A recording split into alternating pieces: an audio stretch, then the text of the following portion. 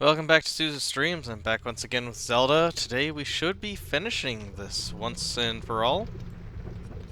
At least as far as I'm aware.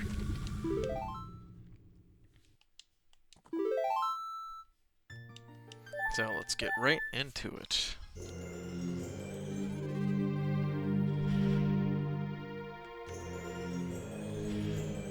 Alrighty. I don't know where Gyro is or how long it'll be till he shows up.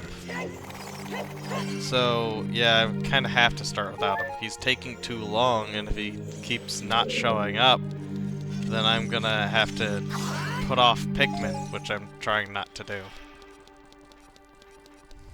So, thankfully this dungeon has some pretty generic music, so even if I don't talk too much, it shouldn't be too much of an issue. But now we should be able to get into this side.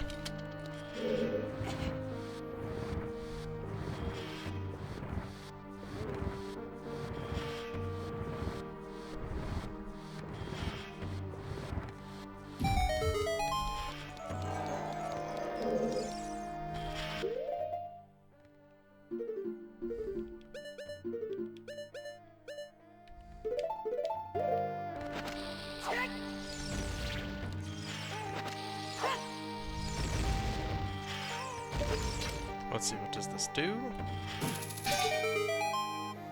This dungeon is a hazy memory for me. Okay, so both sides opened up. Alright.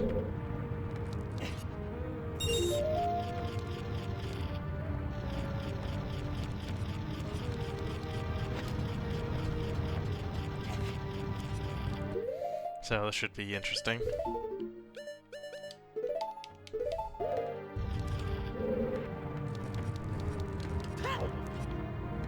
Oh, I went too far.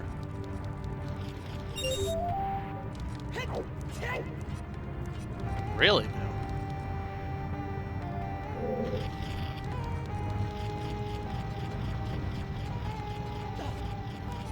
Curse my lack of depth perception.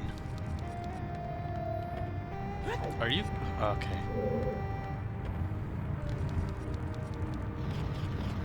I'll get it eventually. One of these will be it. There we go. Ow.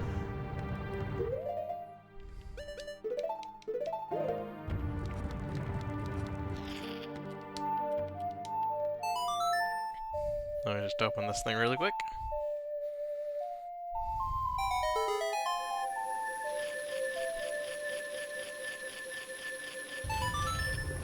Okay.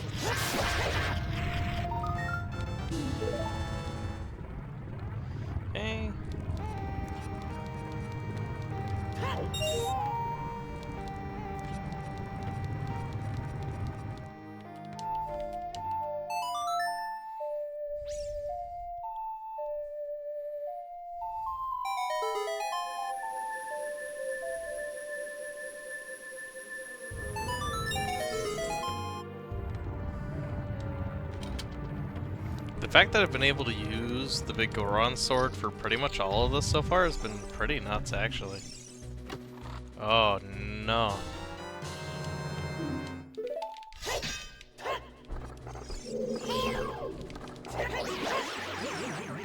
Rude.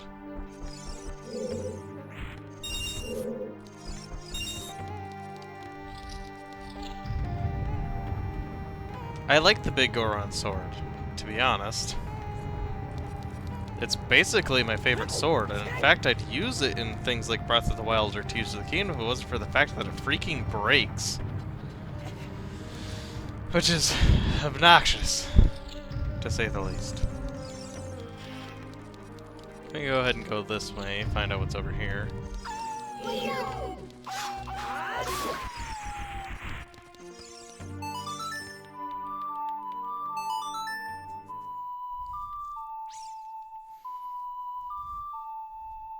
In fact, there's another sword in the next game that I kind of want to get if I can.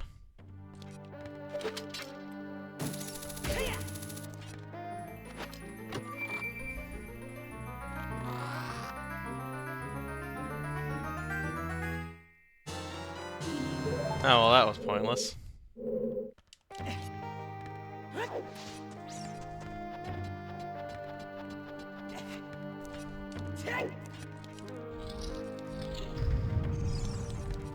Alright, and through this way. Oh, you dick!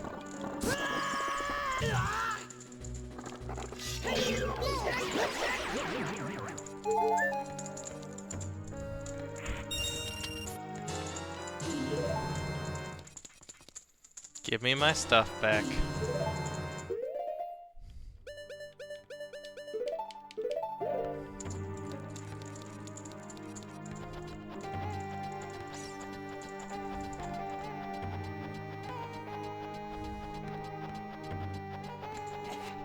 Going up. All right.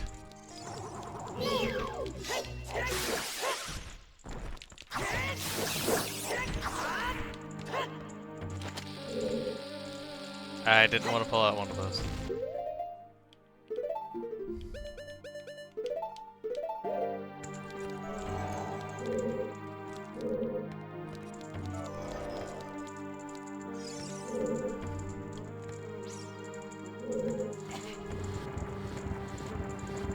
Let's see.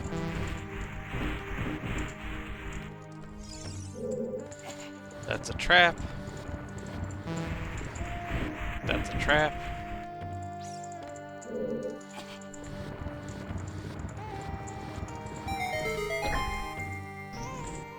That opens the door. What about the other one?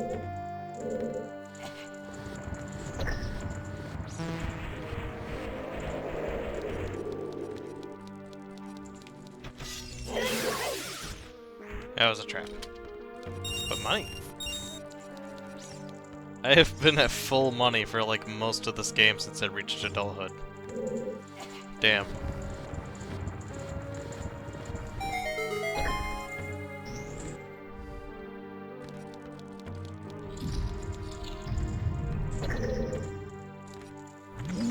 Oh god.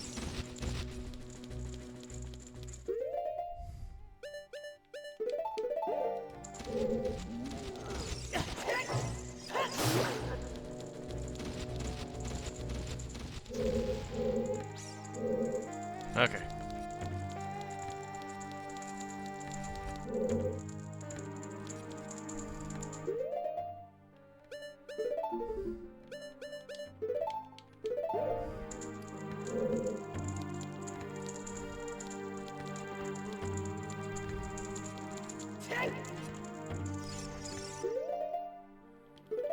Alrighty, here we go.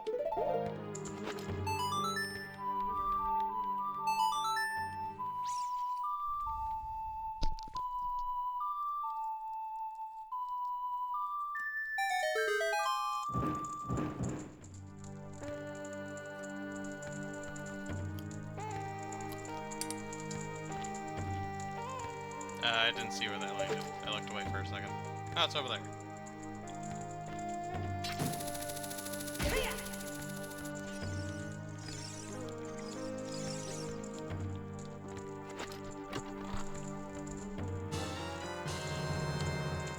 Got a small key.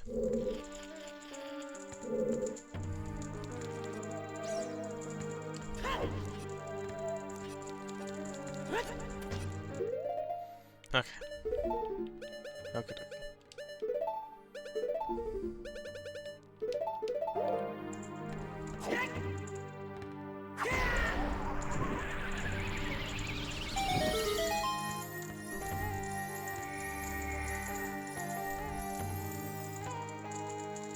Extra present for me.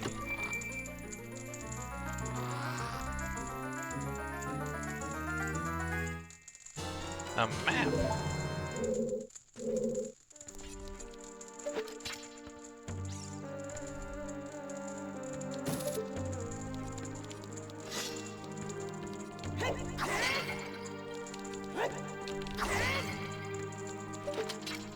Okay, and back up.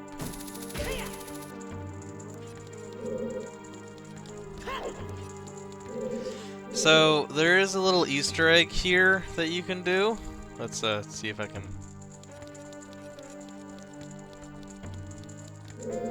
So for some reason, actually, first let me get this thing. I want to grab this while I'm here. There's a button in a chest over there.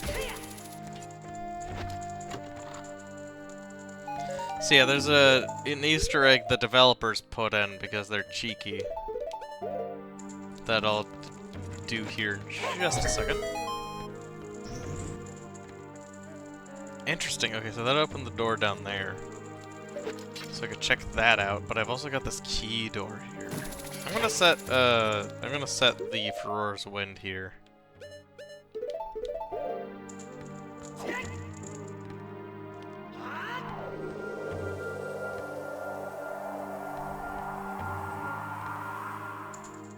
Okay.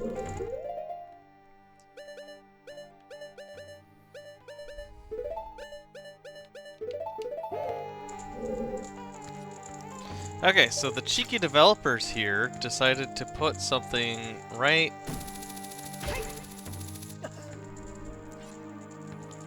You can hookshot directly onto the breasts.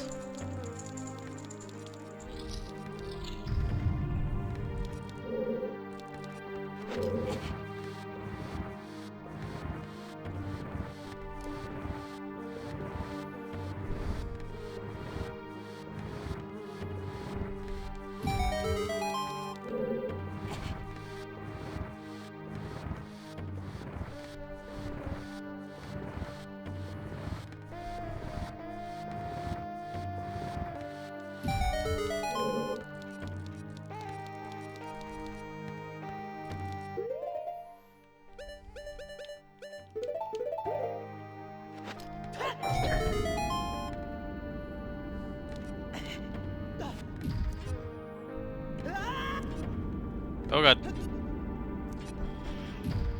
Huh. Okay, so that's actually just a shortcut.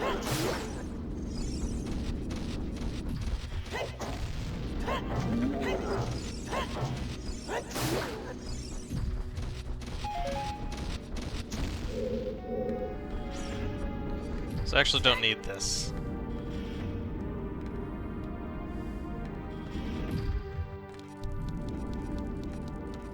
I don't want to use Furor's Wind because that would be a waste of magic at this point. It's not that far of a walk.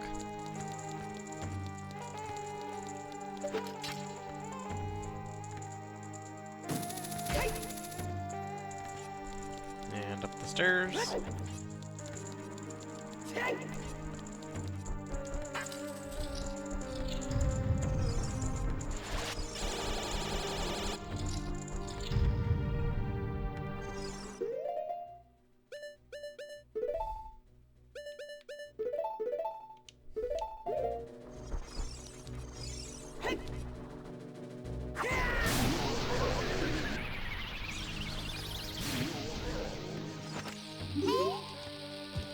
Oh god.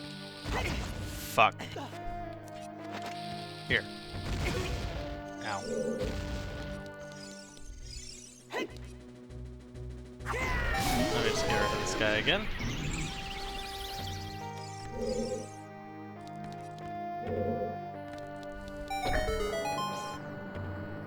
Alright, I forgot. You're supposed to trick them into the fire if you don't have Din's fire. But at the same time, like, you have to have Din's fire for that one dungeon, so I don't get why it's there.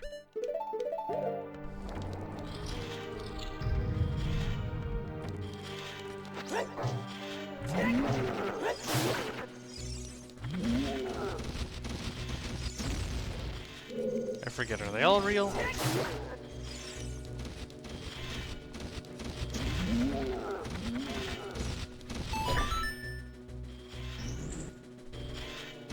They are. Okay.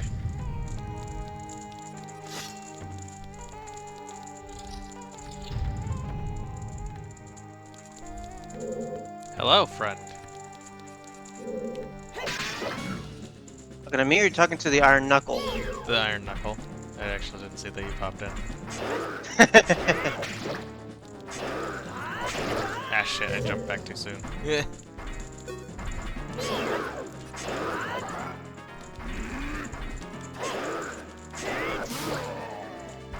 Get out of here. Isn't there a boss Iron Knuckle in this dungeon? Because We that's how you technically get already the did mirror it. shield. You already did? No, not for the mirror shield, but we already did the boss one. It was as a child. No. I mean the other one. Yeah, I think this is the mirror shield.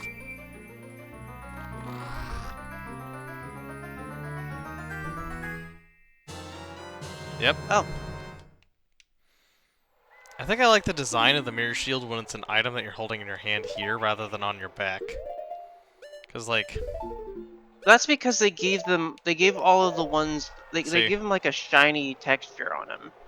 So they have a different texture when they're spinning above your head. this doesn't fit my color scheme. It's red. No, I was talking about the one that you have to kill and it's I think that was her. You just can't see it. No, wait, no, never mind. That's before you fight the boss. yeah, it's before you fight the boss. They stick a larger Iron Knuckle on you. The key. I don't remember a locked door right now. Yes, I do. It's in the other room. Don't mind me, I'm stupid. It's over there.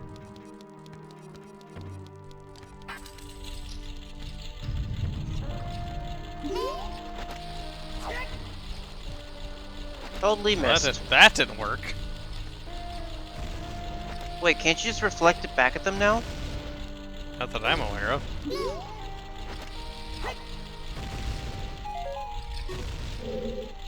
Okay. Now I get to play Frogger, but it's The Legend of Zelda. Dun dun dun dun dun dun dun dun dun dun dun.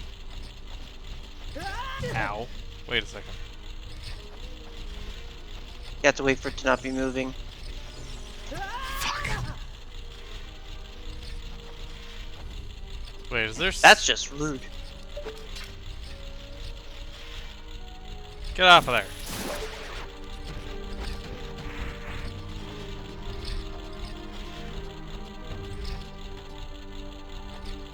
You're gonna hit the spikes.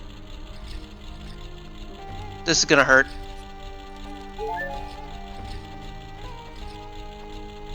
Okay.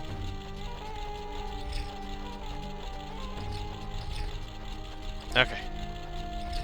That's a breather room, I guess you could say. Fucking! I knew that was gonna happen. I just saw it coming.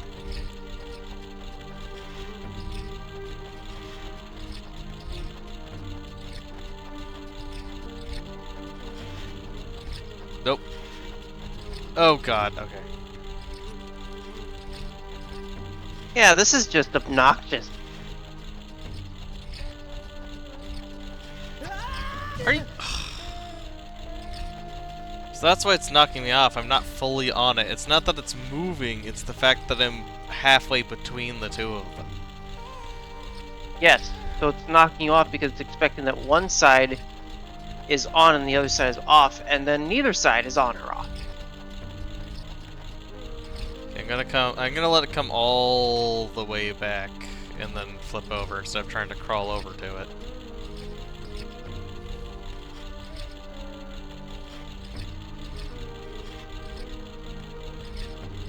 Okay, and that should start coming back.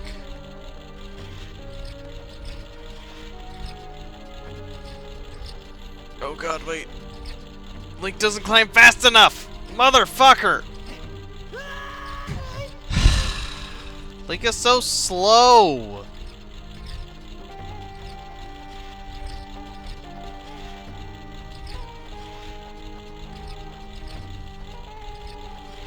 Yeah, you basically have to book it here, I guess.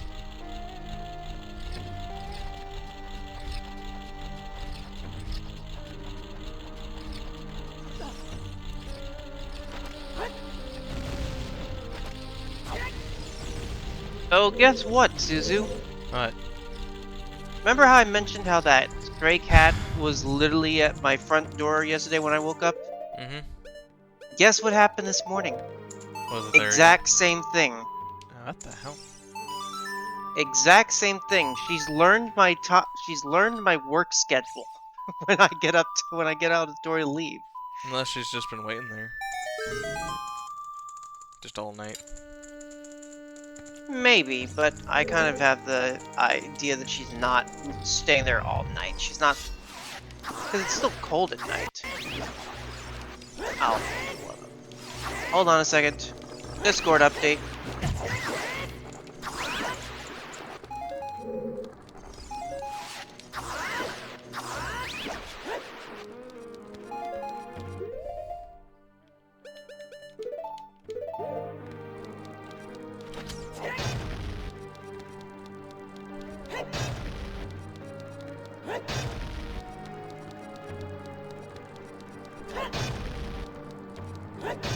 Okay. Nothing of worth interest for me for whatever reason. If Nitro getting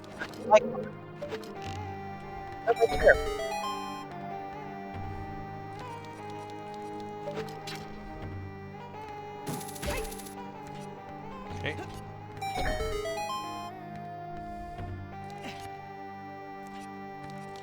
This should be the boss key. The bice key?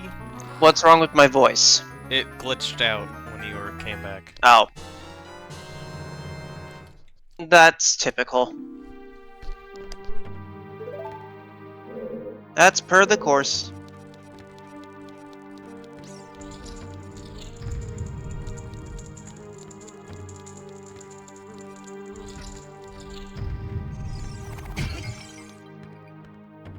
Ow.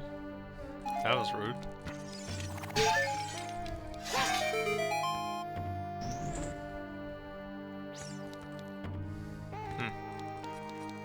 I can't adopt the cat because it's gonna be an outdoor cat. But I think Ow. that's the best thing for her. Just feed her when I can. All that nice stuff.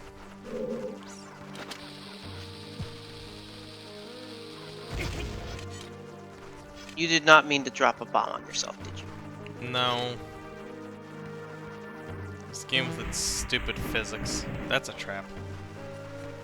You're gonna run into that again. Run into what?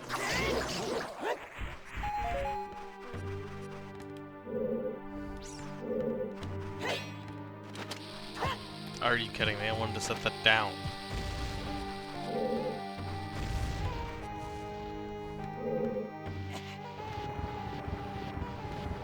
Oh wow, interesting.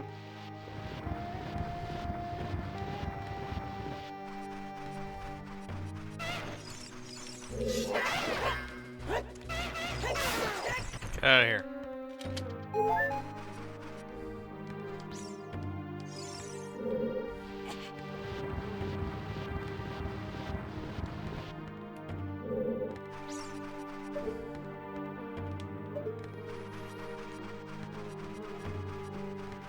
But yeah, more often than not, if it goes "Ba-da," and then drops a chest, it's not a friendly one.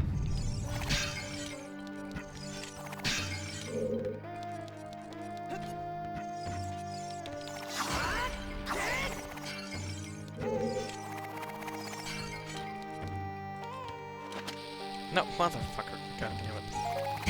Ow.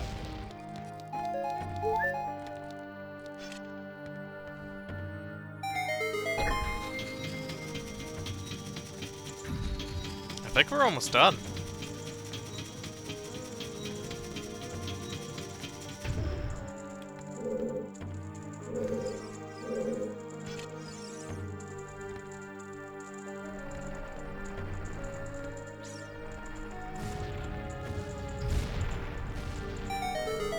I mean, that was pretty obvious.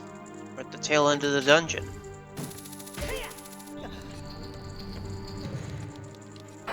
Alrighty. That's not my sword. It's scripted.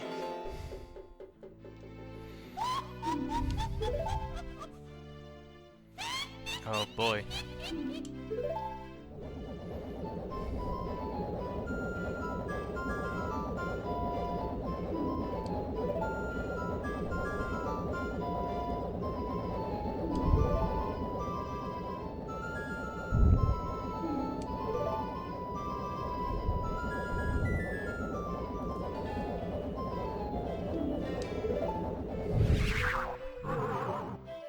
The axe.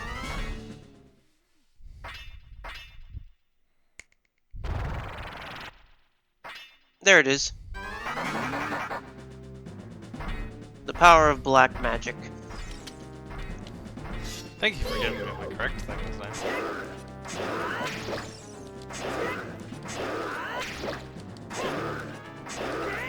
I think it would have been nice if they gave it a different attack pattern.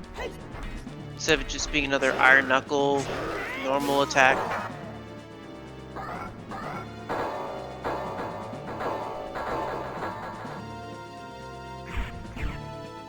Also, the metallic, like, rendering that they do on the objects. On the 64, it doesn't look too bad. I mean, it definitely hasn't aged the greatest, but I mean, for what they had, they did great. Looks like she's back to normal. She's just a little girl, but she commands a lot of respect among the Gerudo Kotake. Maybe we should make her work for the great Ganondorf for a little while longer. Then we should brainwash her again.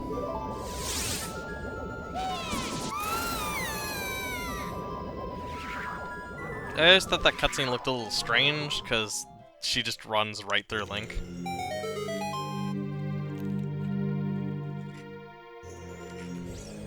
I mean, he kind of turns, so I think he's kind of turning as she nudges past him. This is gonna be Honestly, a pain in the ass. You know, if this was a remade, I think it would be better if the cutscene was to be that she grabs onto him and is like, protect me or something like that. Like almost as if she's like relying on him, and then she still gets hit and sent to wherever. This is gonna suck. A lot. Yep, let's climb the tower. Let's face the... So I said that Bongo Bongo was one of my least favorite bosses. This is my least favorite boss.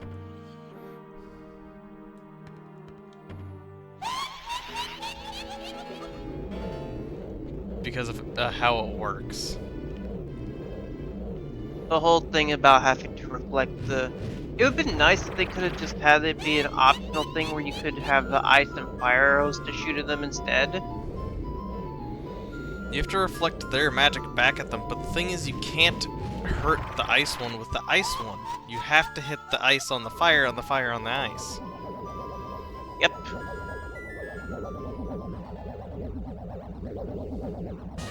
The thing is, this game doesn't really have a lot of, leniency.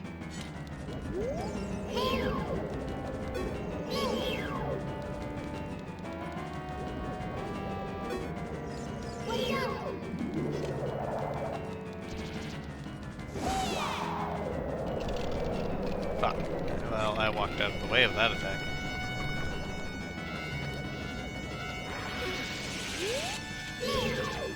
I still don't think reflecting impact is anything. Ow. You gotta crouch. If you're moving, you'll get hit from the ground. Yeah.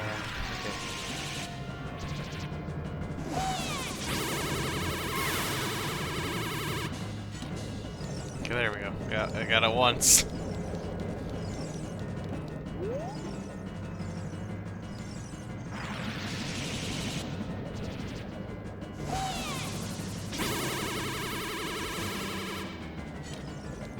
Yeah, Z-targeting can't do anything here. Yeah, Z-targeting is kind of pointless. Because you have to direct the beam. I know, but the direction But again, is so sensitive. Mm-hmm. This game was designed for this sort of accuracy.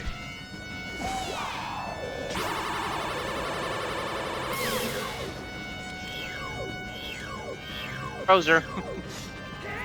I'm trying to unz target them.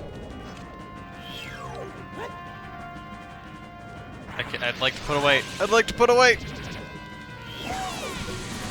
There we go.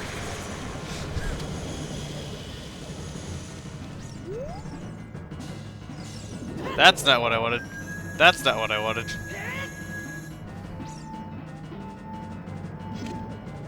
I can't see shit right now. Where's the other one? Oh, they're over there. Well, this is just gonna keep going until I run out.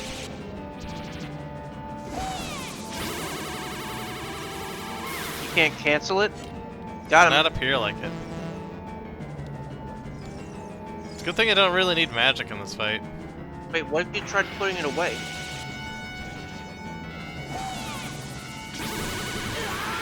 Ow! I didn't even know I could do that.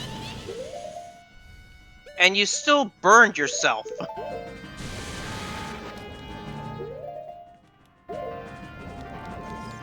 Yeah, it's just going.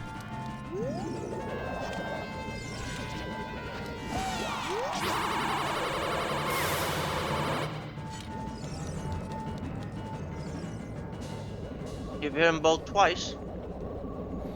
Okay, time for phase 2. Time for Twin Rova. So this is technically the easier part of the fight.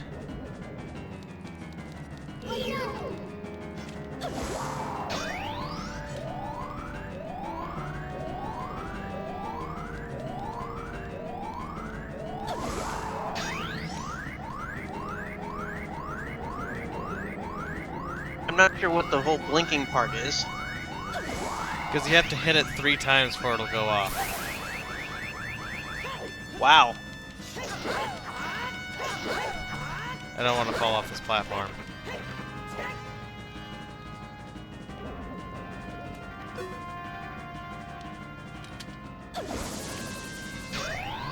The thing is if she hits it with the opposite type, it'll undo what's going on.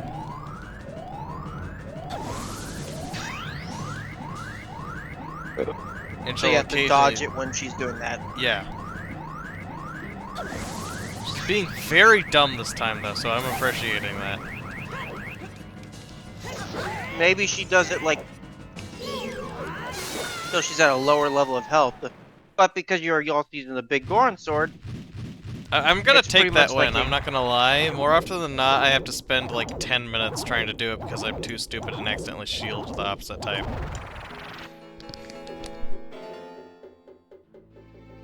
and now they're like, we're still alive. No, you're not. You're dead. The fact that they still go to heaven.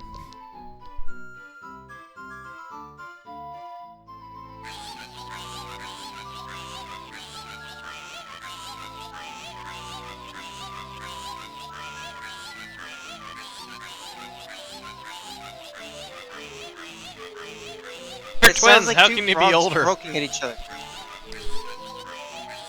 They sound like two frogs croaking at each other angrily. I mean, they might as well be.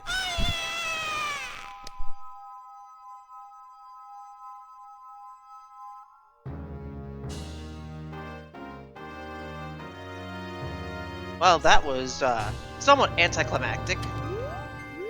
Hey, I'm still gonna take that win. That fight normally takes me a lot longer and is a lot worse. Oh, by far, not saying don't take the win. We take those. We take those W's. Also, I'm gonna hurt everyone forever. Look at the floor. It's a sun. Yes. Do you And see what's it's- wrong with it? And yes, the texture is broken. It's messed up.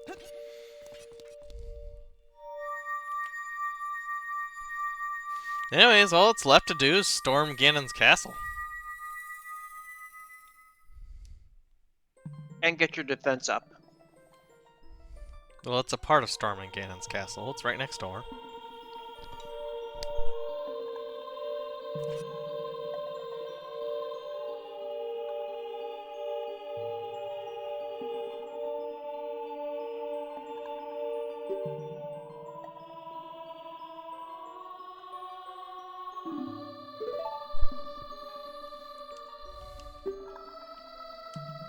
I really messed up. I was brainwashed by those old witches and used by Ganondorf to do his evil will. But isn't it funny that a person like me could turn out to be the Sage of Spirit? And now I'm going to fight them as one of the 6 sages. I'm going to pay them back for what they did to me. Kid. No. The hero of time. Instead of keeping the promise I made back then, I'll give you this medallion. Take it.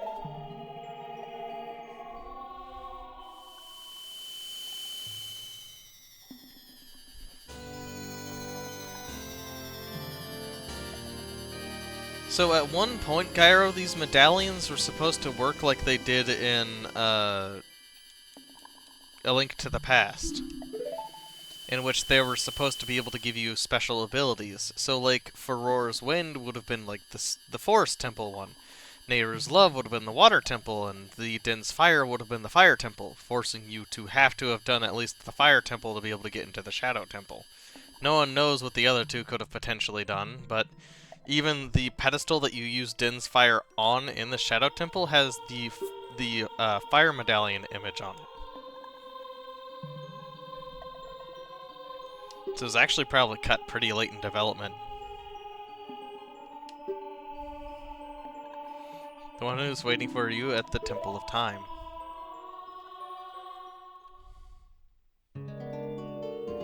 What do you bet it was due to slot limitations on the item select screen?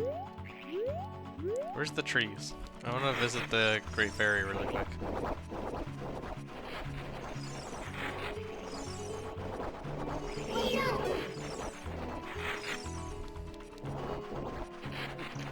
Or is the Great Fairy not here when I'm an adult? She might not be here. By the way, Tails, did you check to see if we got any of our audio muted from yesterday's stream since we had this He did theme check. in the background? We did not. So we got. Okay. Oh no, it's over there. There's a tree. There's the fairy. Yes, that's what it means. You already told me about it. Okay, so first up, we need to do... I don't think you need the mirror shield ever again.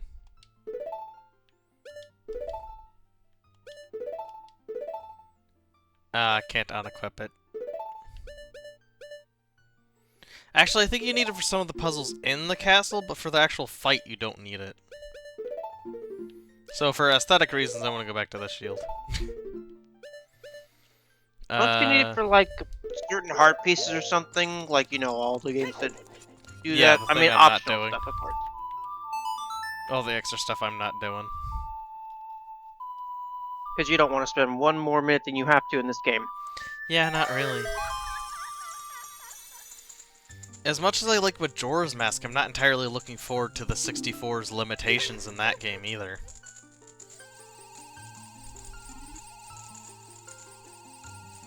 In fact, that's probably one of the few things that keeps me from saying that Majora's Mask is probably my favorite Zelda.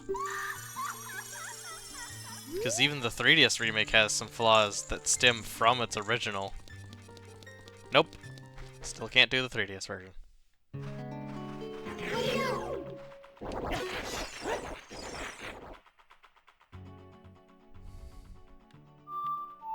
I mean, I still think that when it comes to 3D Zeldas, it's still going to honestly be Wind Waker, followed closely by Twilight Princess. So, I have less gripes with Twilight Princess, other than it... So, I don't really care for Twilight Princess's story that much, or how vastly massive the world is for no reason. But Wind Waker also has the vast open world that feels like they do nothing with, and then I really don't like the Triforce Quest, but that's not like a revelation that no one likes the Triforce Quest. I honestly didn't have a problem with it. Yes, it is a little obnoxious that you can't get even one of them if you don't see a Great Fairy to upgrade your rupee purse. I think it's just dumb, obnoxious that you have to Tingle's pay also such an cheapskate. outrageous price to be able to get them translated. Like, Well, the rupee I count for think that the is reason- astoundingly huge. I know, but I think the reason for that is because of the fact that it goes back to the whole thing. Actually, I think it's supposed to connect to the whole like Tingle's rupee game or whatever it is. That the rupees power his magic, and the more rupees he has, the stronger his magic is. That's not the plot of either Which one of that those game two apparently games. is canon. It is canon, but that's technically not the plot of those two games. And technically, Tingle is different in those two games. Like, so the sequel is a different guy that isn't Tingle. You know what you know what I find interesting when it comes Actually, they're to both not Ting- Tingle. So neither of those two people are Tingle. They're just some dude who gets transformed into a Tingle. Yeah, and then we find out about the whole Tingle family in, well, technically I would say technically you find out in Minish Cap, which that's not even the same Tingle that's in Wind Waker, unless he really is a fairy, which would be really weird if it was. Well, everyone go grab a drink. We're gonna be here for a bit. I can't skip this dialogue. I got my water on hand, and I'm eating a sandwich. But yeah, I believe it was established somewhere in the lore that Tingle's power is magnified by the number of rupees that you give him.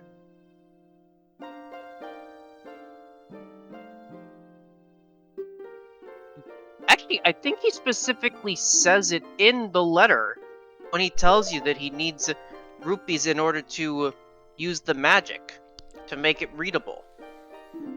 And of course, there's only 3 of the Triforce charts in the remake version on Yeah, the that's Wii the one U. I'm gonna be playing anyways. Like, I don't mind the whole quest with it. It never felt like padding me when I played on the GameCube. I just felt like it was a part of the game. I never had a problem with having to translate the charts. That's because I prepared for the end of the game. And still, in my opinion, I don't like some of the changes they made with the remake. I don't like the Swift Sail. I feel like it makes it a little too easy. We're not But I going know that for the there's people Swift who like Sail. that.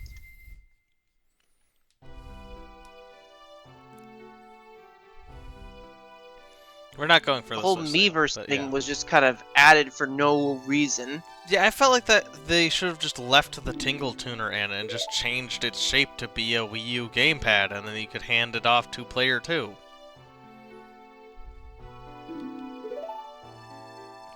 But nah, that would be too easy. Actually, it would have taken them less effort.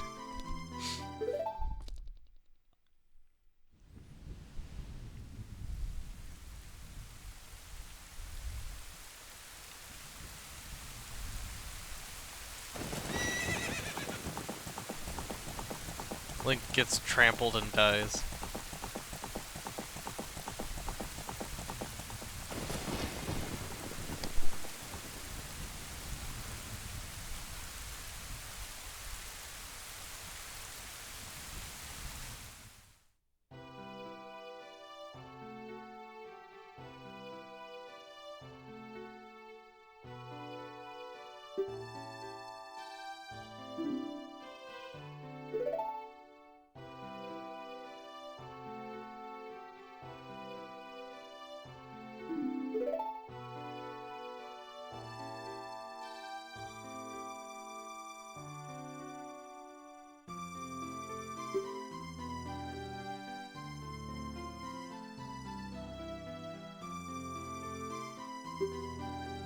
An unfortunate coincidence.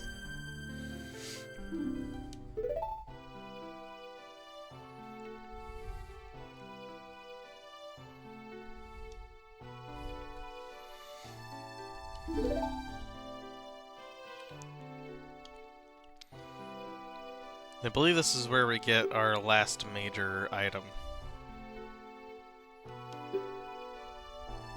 Aside from the gauntlet upgrade. That would be the Triforce No. of Courage. Well, no, sorry, not actual. He's already had it. Oh wait, Light Arrows.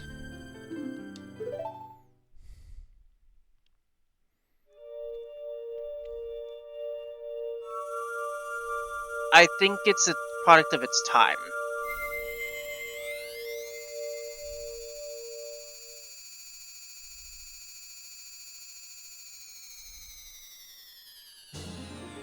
That's what I say, Tails. It's a product of its time. The remake design looks good. Gonna give you that.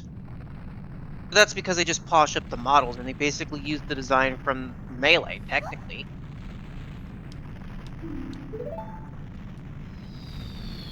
Like, if you really think about it, the designs that they use in the remake are literally just the models from Smash Bros. Melee.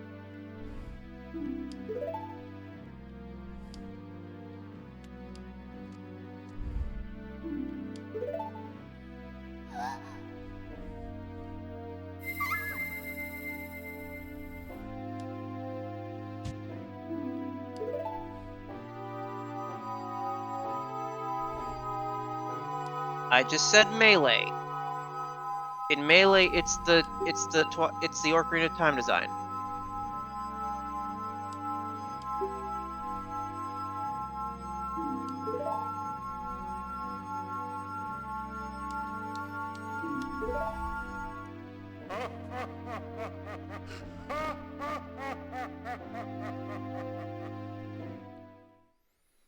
Technically, Smash Ultimate goes off of Breath of the Wild. That's Link. Yeah. We're talking Oh, wait, Zelda. sorry. Her design is based off of well, yeah, it's based off of the design that she has in Link Between Worlds, surprisingly.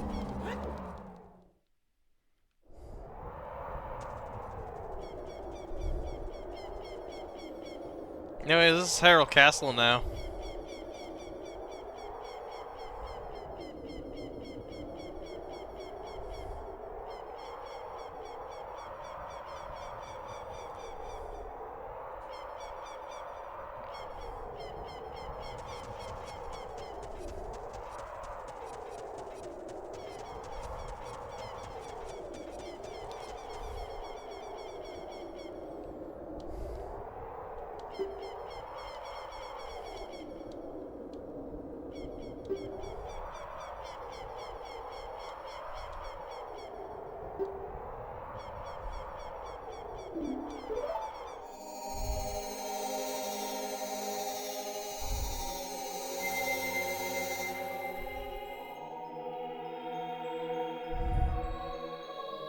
Now I've got a rainbow bridge. And the first thing he does is test to make sure that it's solid. Well, I mean, yeah, if you saw a semi-clear bridge appear out of nowhere over a pool of lava, you'd try to make sure you wouldn't just whoop right through it. Yeah, but I mean, you could just put on the Goron tunic and just fall into lava and you'd be fine. Actually, no, the Goron tunic only temporarily protects you from lava.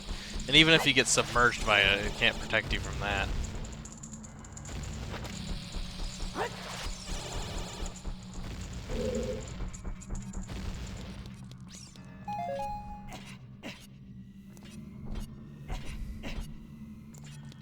Let's see.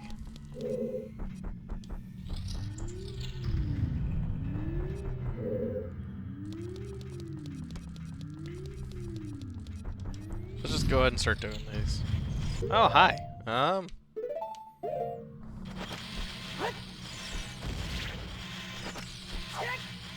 Big one.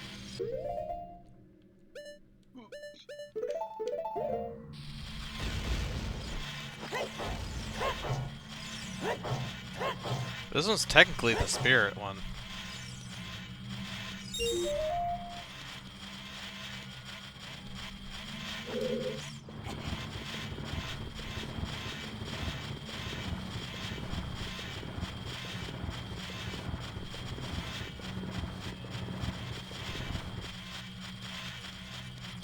Here's a question: did they ever bring back this whole rupee get 5 rupee thing, or was this exclusively only this game?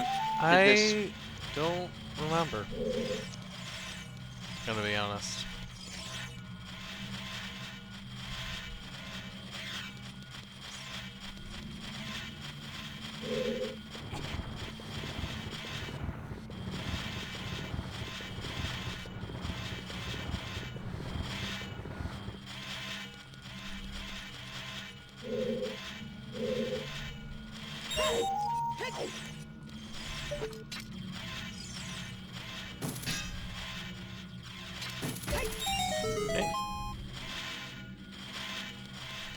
we go.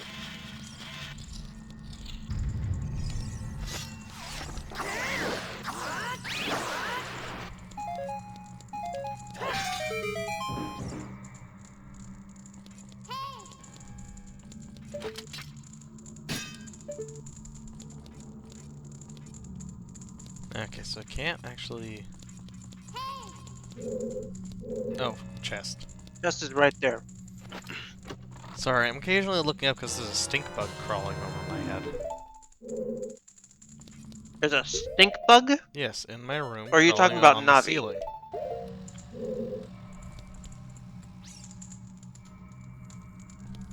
There's an actual stink bug. Yes.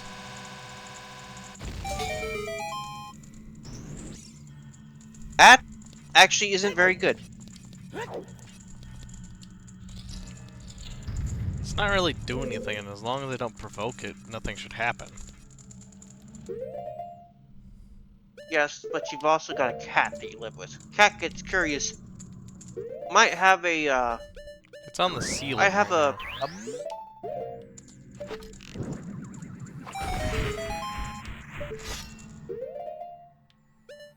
So as is far as I'm Tiramisu concerned, looking at the bug? no, she's sleeping. I've never seen a stink bug. I know what they look like, and I know that they are powerful. That the amount of speed which their stink gets launched out of their buttocks. It's like a shotgun going off if you watched it in slow motion.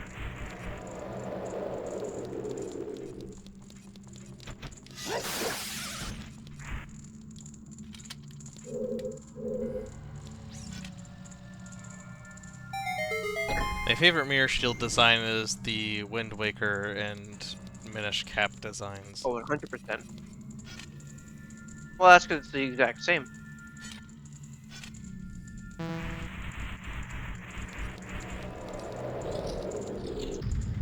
Okay, I think I can use normal arrows here. I don't think I have to use magic arrows as I proceed to equip bombs.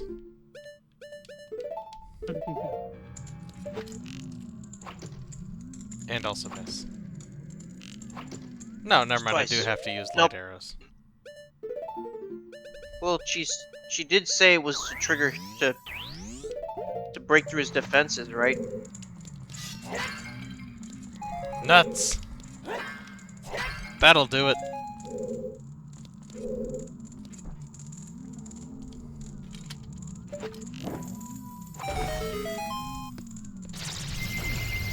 Boom. The only thing I'm concerned about is if the stink bug decides to just let go of the ceiling, like bugs sometimes do for some stupid reason. Well, if it lands on your head,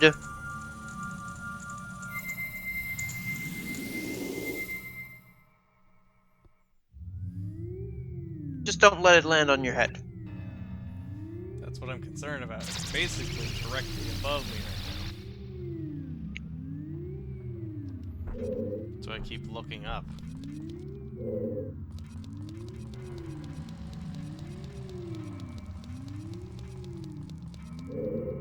It's, how big is it? I don't know. I don't know how to describe it. Quarter? No, dime.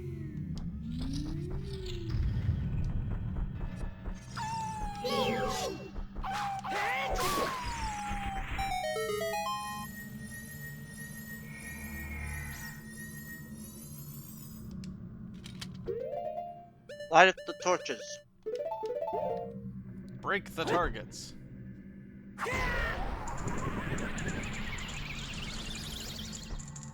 Melee will forever be my favorite version of the announcer. Oh, there's another one. I mean, that's pretty much what everyone says. And I'm inclined to agree. I also missed the race to the finish.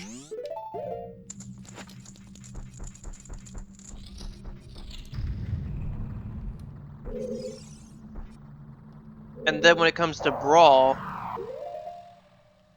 Xander's just copying him instead of trying to make it sound like the original Melee guy.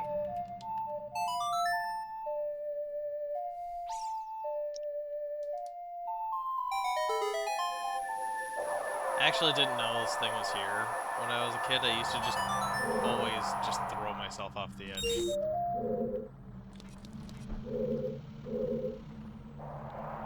Can I get that one using this one? You mean using the hover boots? Maybe. Nope, it's too high. Let me just not have those as I try to snipe this guy with a bomb.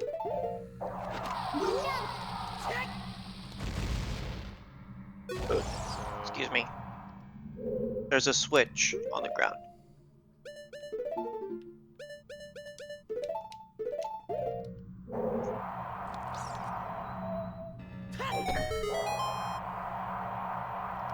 glad that stopped all my momentum. That didn't work. It did not, no. Where did that appear from? The button. Muffin button.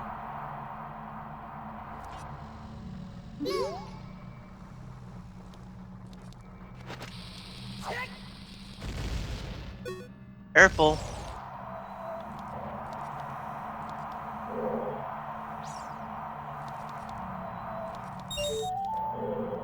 Ah, shit!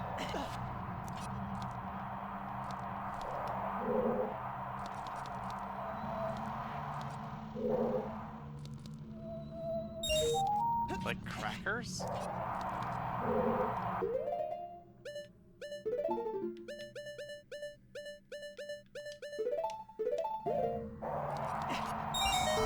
Oh god. Iron boots. Iron boots. Oh, that was close.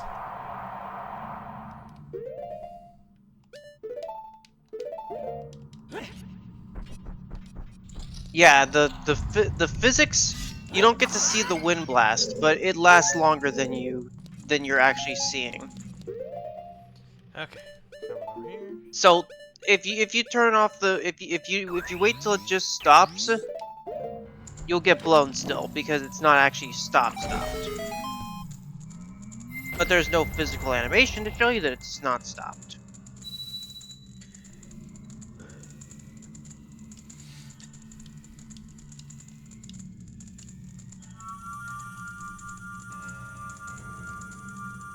Wait, I want my arrows. Oh, that's just the arrow I shot at it. It just doesn't disappear for some reason.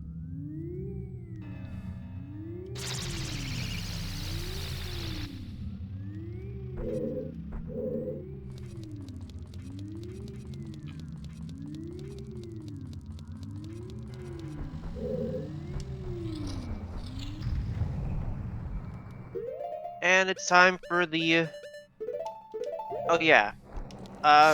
So she said you might want to have 2 bottles for this because of the blue fire.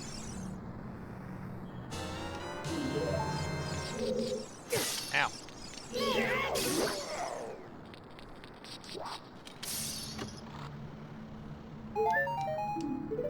Well, that's generous.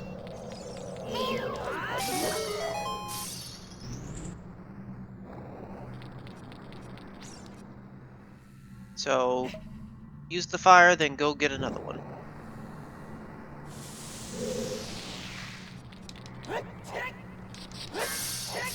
Also, there's a chest. If you want to get the other chest to your left. I think this one's a trap. Yep.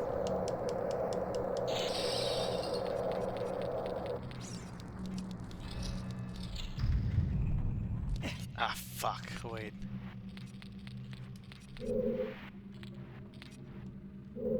Why is this the a timed whole room? hole? No, it makes a floor. Okay, so...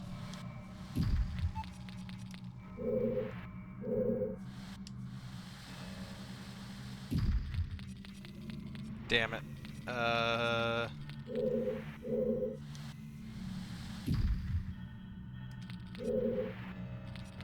Is this already lined up for this one? No, it's lined up with that hole. Okay, so what do I...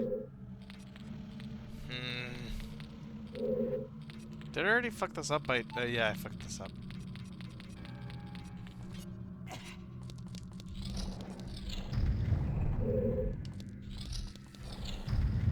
this up because I need to do this block first. No, don't jump on it. Oh my god, get off of it.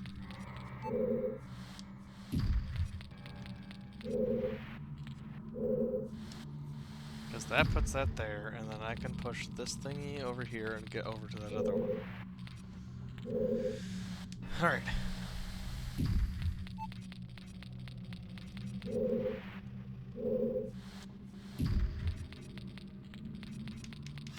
Break the...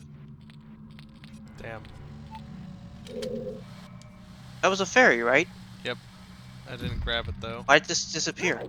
It went through the wall, I but just if saw I it. can drop this thingy and it's still there and doesn't disappear, which it might by the time I get back, I could try to catch it really quick. Backflip. Now it's gone.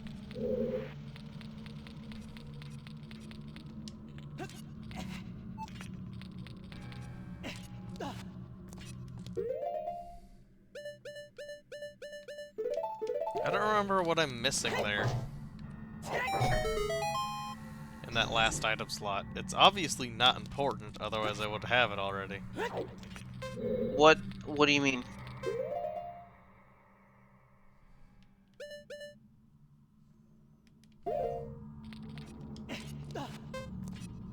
That hole.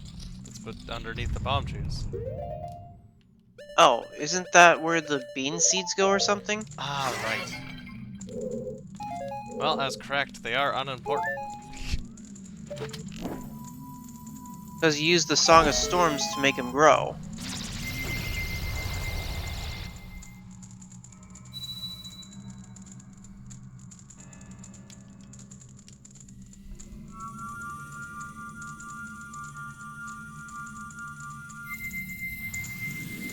I may leave and go refill on arrows and stuff after I finish all these anyways.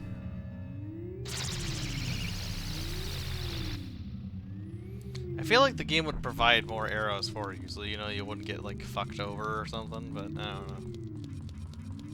That should be fine. Huh. When's it truth time?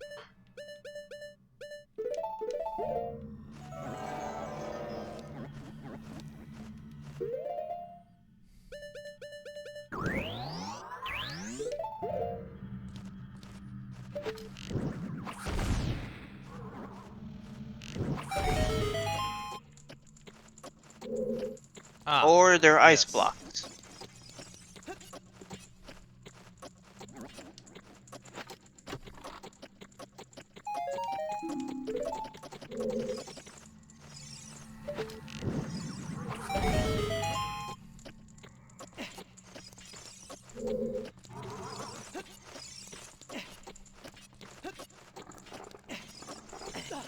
Like.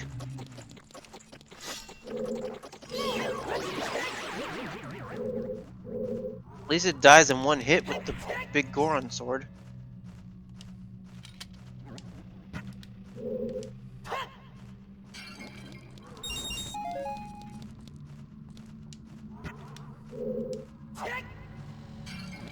Yes, thank you, arrows.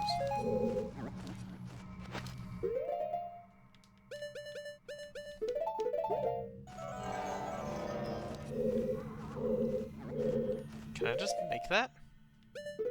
No, I do not think you can just make that, but you might. Because I don't see anything else. Yes, I do. Wow, that's close. What's that behind you? That little plaque or whatever that is.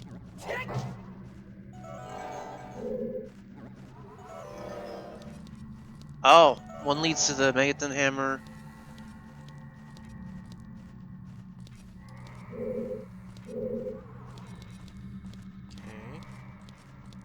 Okay. That probably opens the door.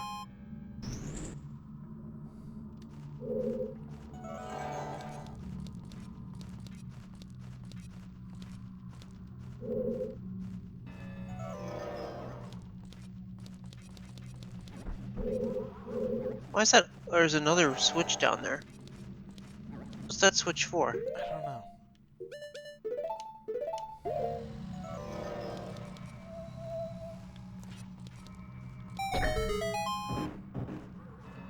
Ah, that's what that's for.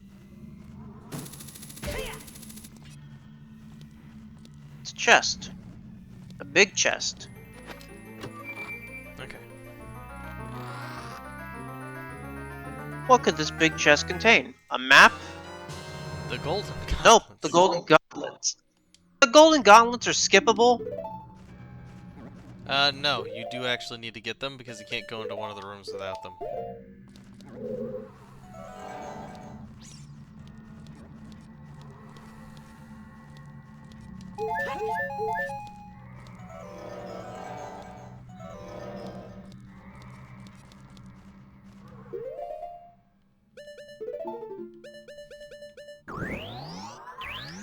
This is cheaper than using Depth's Fire. Ah! That was a waste.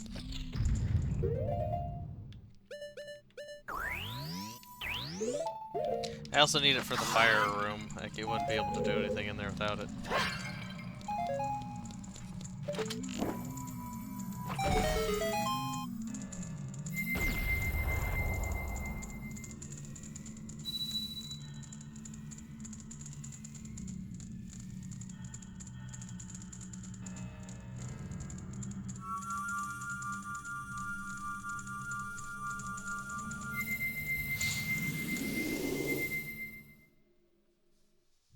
One left.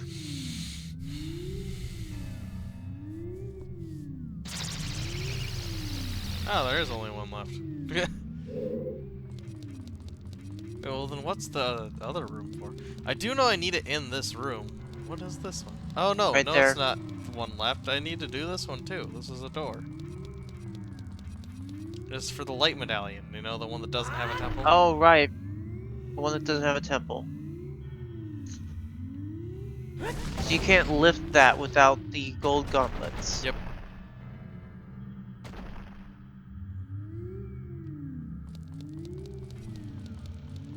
You're gonna go out real quick and get that real quick?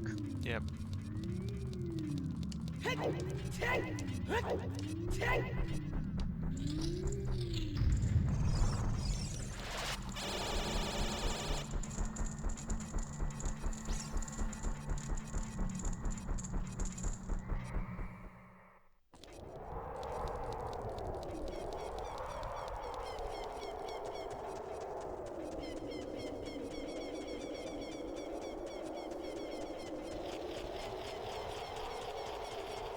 Old Skulltula. Yeah, but we already know we don't need it at this point. Well, the point of grabbing it now, not going back.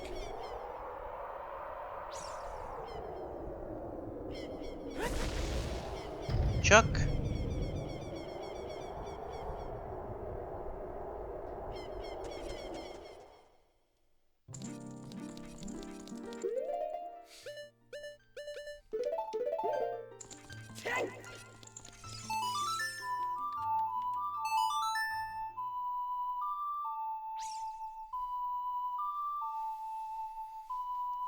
Anyway, she's basically gonna double our hearts.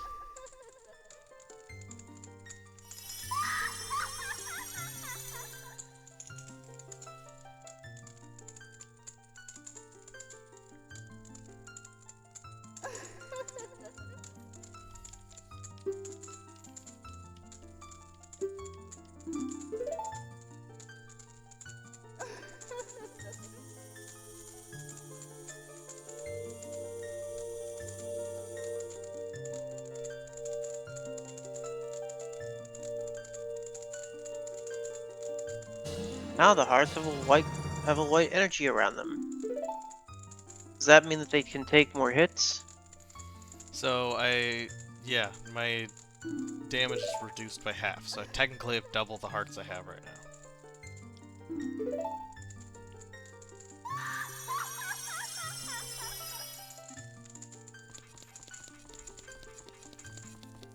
So I only have 12, but I technically have 24.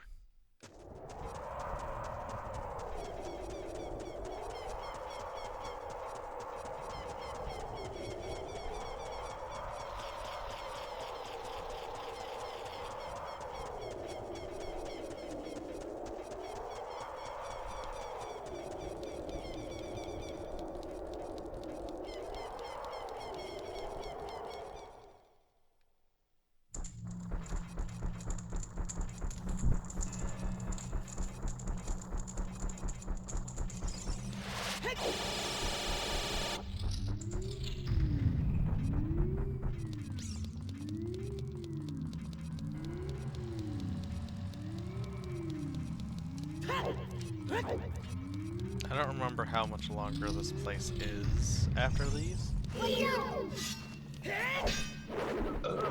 Excuse me.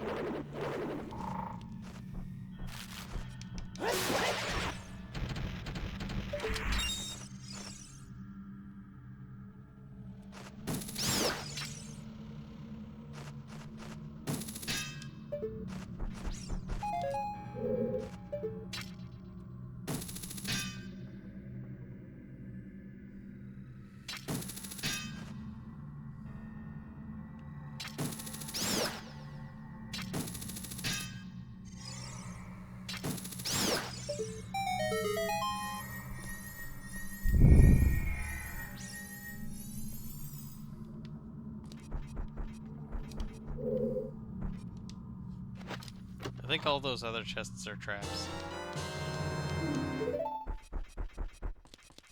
Right.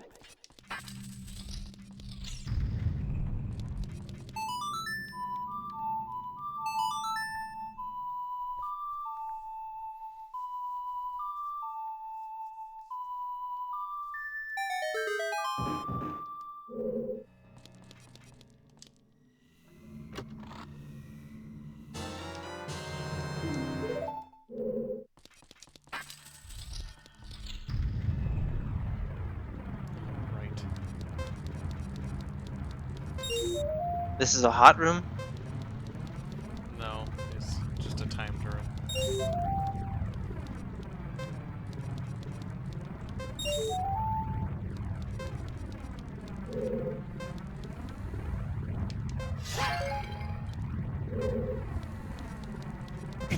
Ow.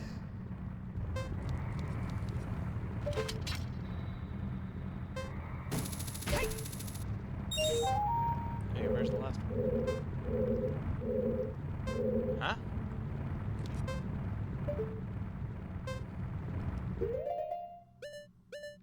In one of the boulders?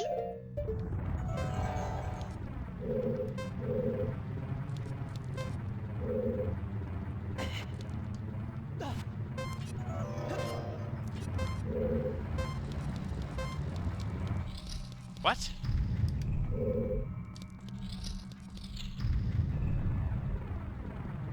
Okay. Oh, there's a sun marker there. Wait a second.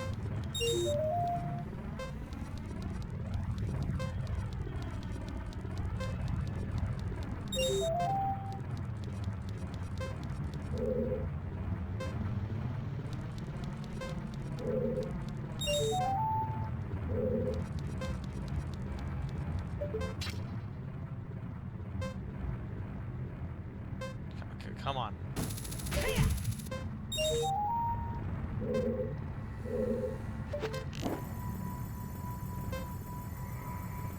I did not see the sun. What? Huh? Is one of these fake? Oh, it's behind you. Behind you. No, turn around. It was over inside of one of the little holes. There was 2 holes. You only looked in one of them. When you were looking like slightly over the edge, I saw it.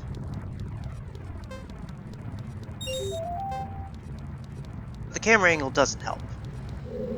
Turn your camera.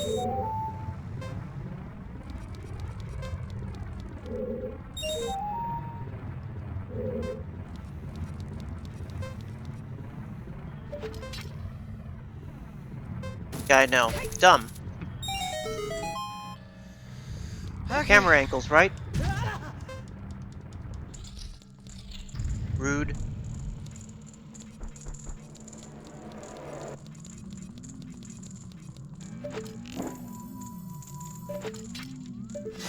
I still uses up my magic if I don't fire it, damn.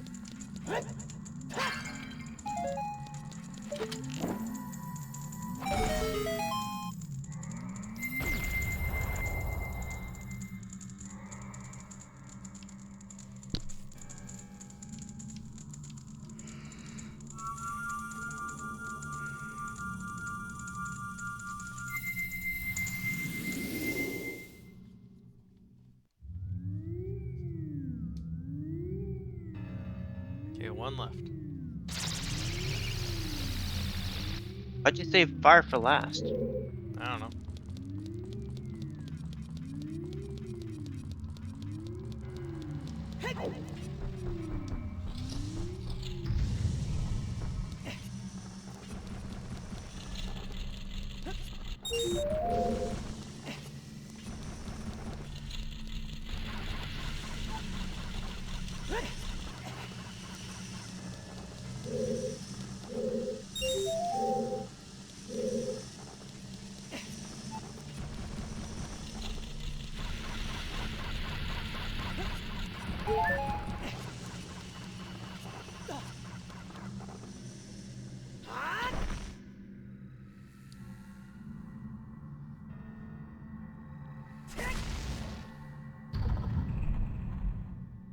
Makes a platform.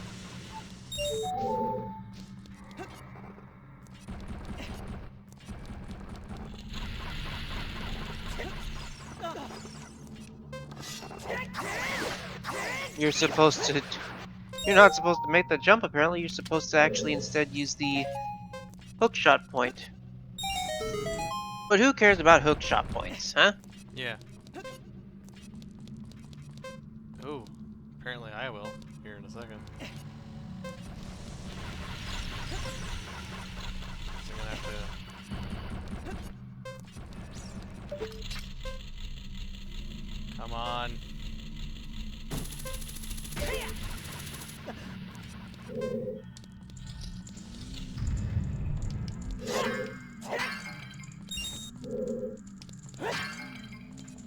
Well, that was pointless. Okay.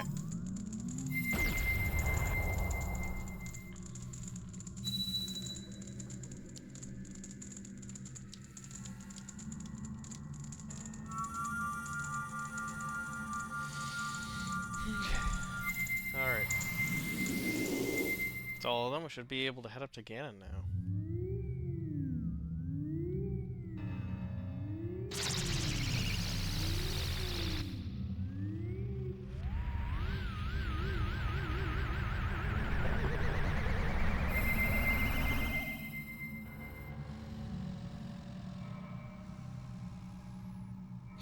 Navi was glowing through the wall.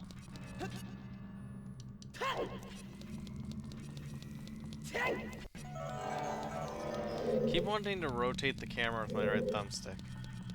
That would make these older 64 3D Zeldas so much better.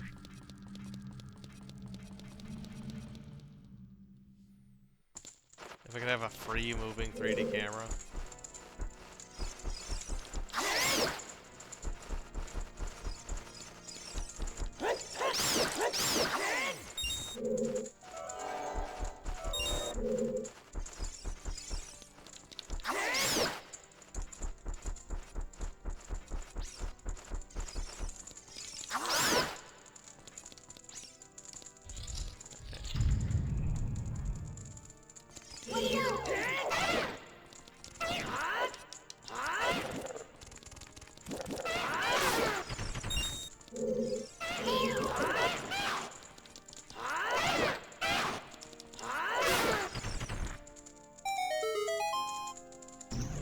Hey, those yahoos are dead.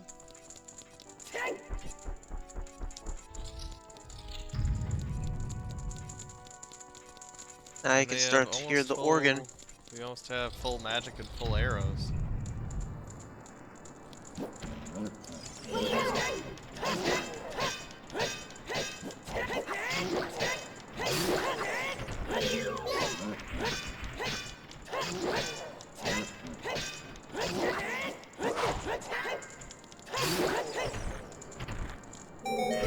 Still do a full heart of damage. Wait, why is that? Why is there nothing inside that? Wait, did the fire dispel around that? Didn't it? It did. I was about to walk right past the Busky. Yep.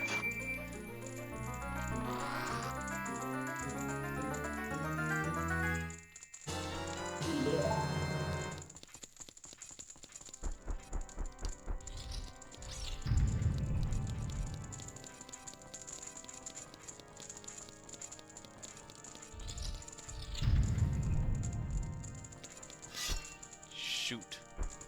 Can I get one at a time? So, Oh, Iron God. Knuckle. Well, I technically did still get one at a time.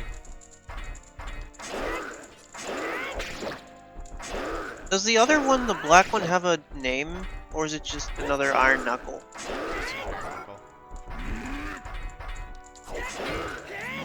Actually, I think they're called Dark Nuts. Ah, so that one's called a Dark Nut? Even though it doesn't look like a Dark Nut? Shit.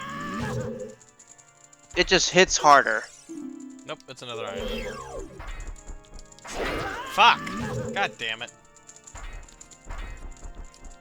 God damn it, stop doing that one! Do the easy to Try exploit scraping one. side to side.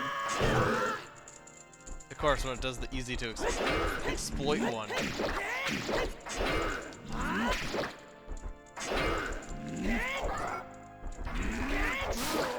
When it does the easy to exploit one, I am not prepared for it. Frickin' jerk. Jesus. And it's only dropping 3 hearts.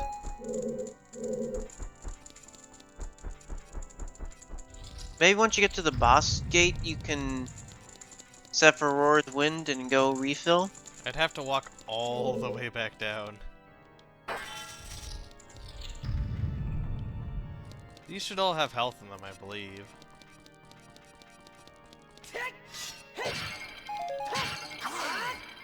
Yeah, health and arrows.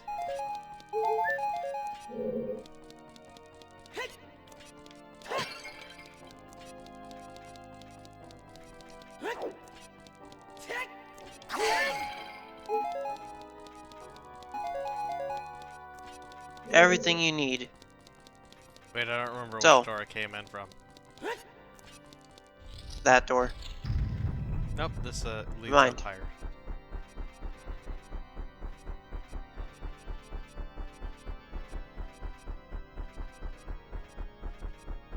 Coming in, sword drawn.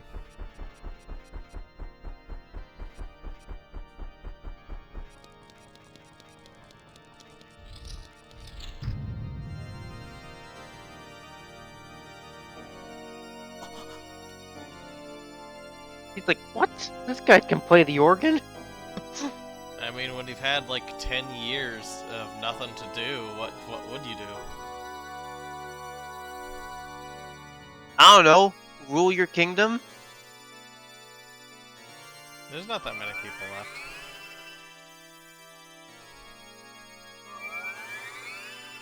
He stops when he sees his Triforce appear, though. Oh yeah, okay, I didn't need to break any of those pots. I forgot you're supposed to get a full heal here. Whoops. The Triforce parts are resonating. They are combining into one again. The 2 Triforce parts that I could not capture on that day 7 years ago. I didn't expect they would be hidden with you two. And now, finally, all the Triforce parts have gathered here. These toys are too much for you. I command you to return them to me.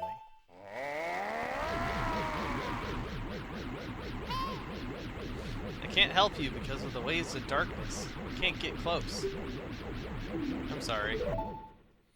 Like, what would she have done, to be honest?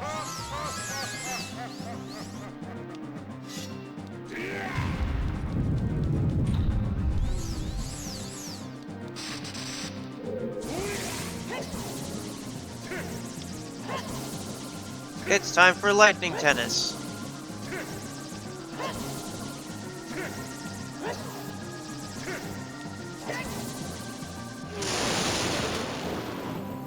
I missed. Fuck.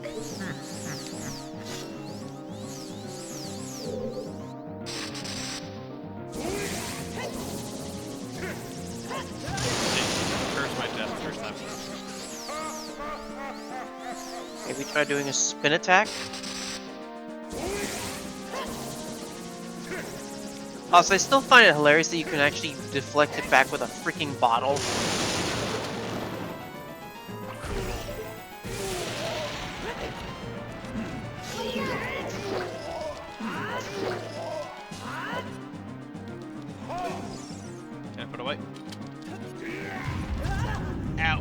god, no! Link! Fuck!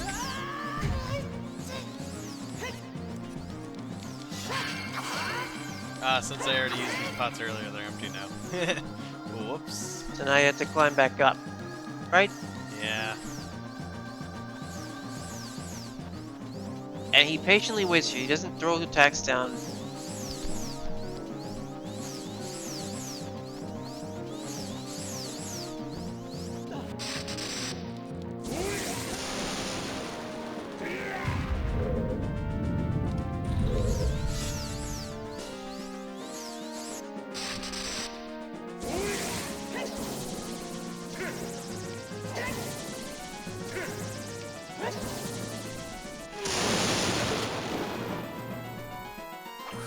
Fuck! I can't... It's so sensitive, I aim. can't take my time.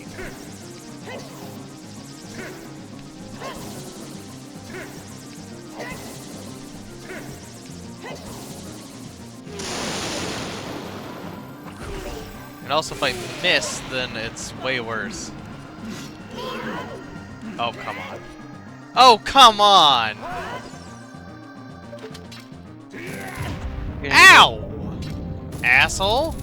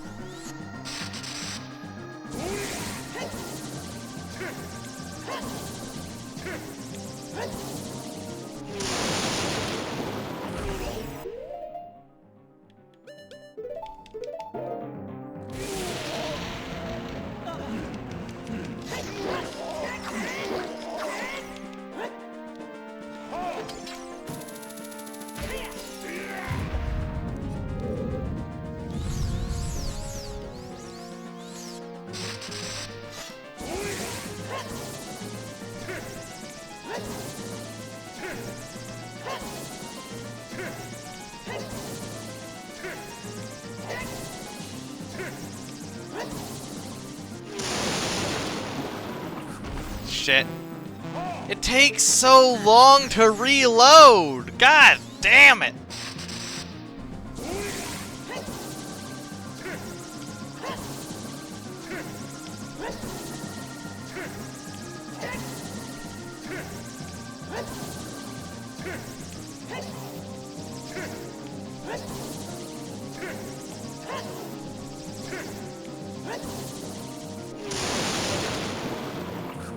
What? Huh? Motherfucker! Come on! Yep, that's the 64.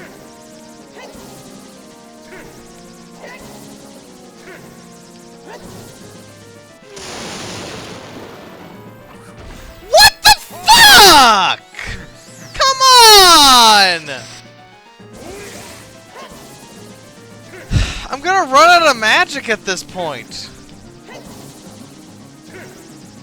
I have to hope to God that I don't miss these next two shots or that he dies in the next one.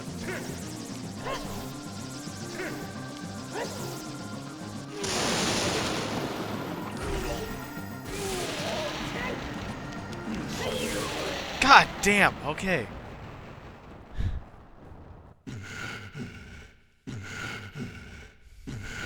Thankfully, I do not need magic anymore for any of the rest of this fight.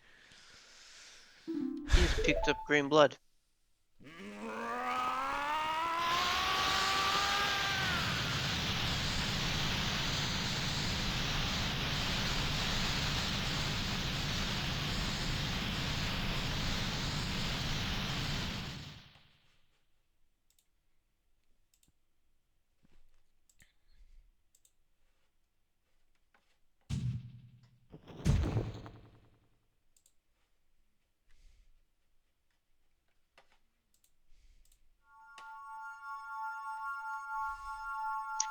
And now we have the escape sequence.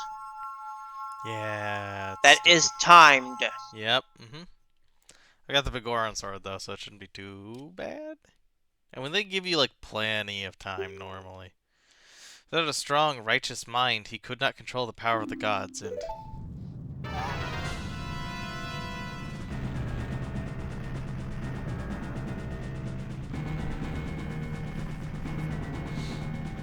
listen to me. This tower will collapse soon. With his last breath, Ganondorf was trying to crush us in the ruins of the tower.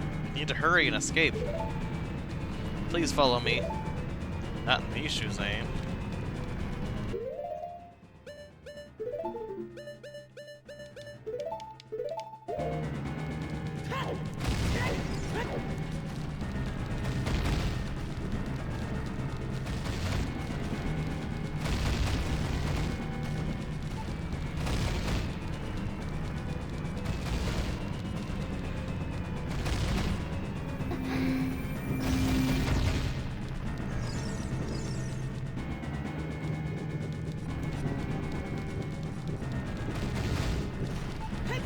Thing is, you can't get too far ahead of her or too far away from her, otherwise she just stops moving for some reason.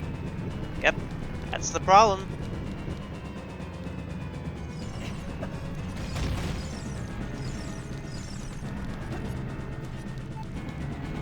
And she just runs across the gap without even jumping.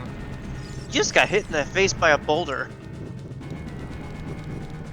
It was cutscene.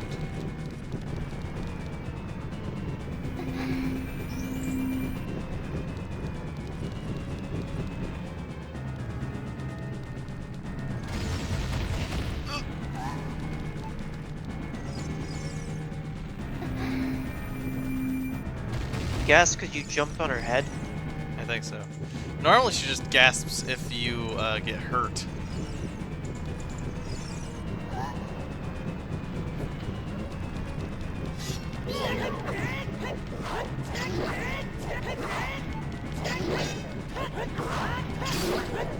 Where's the other one?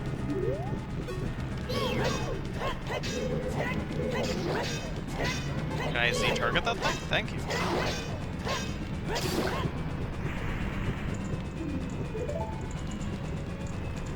Why do they throw money point of there? rupee? Like, what would you be using money for at this point? Good question. Should have been hearts. I don't even think that it, like, you can even use that money after this game. Not to mention just green rupees.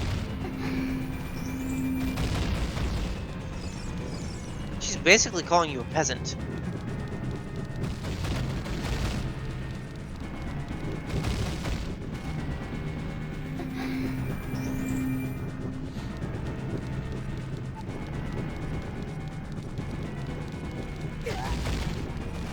Woman, let's get going.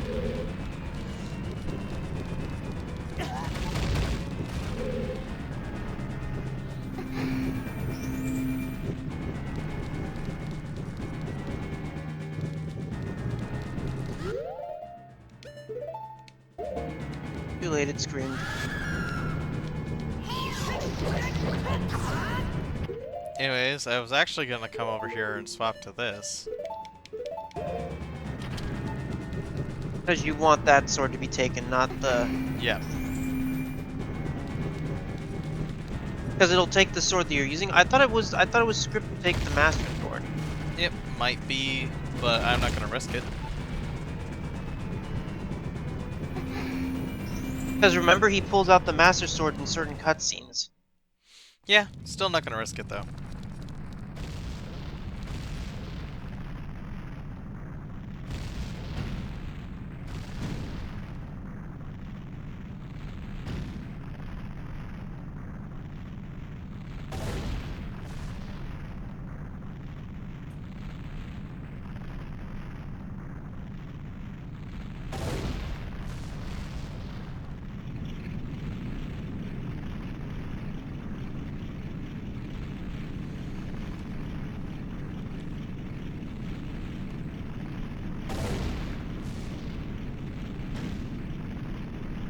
wonder why would they want those sound effects. Like, I mean, this is a giant stone castle, yet they keep making, like, wooden breaking sounds.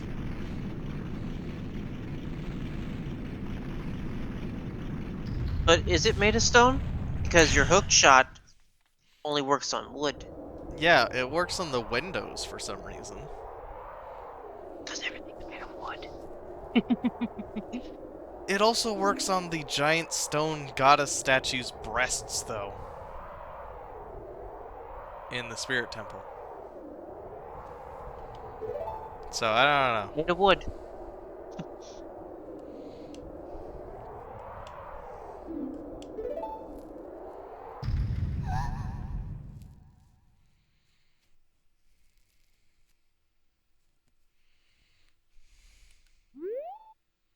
Die! Die! Just kidding.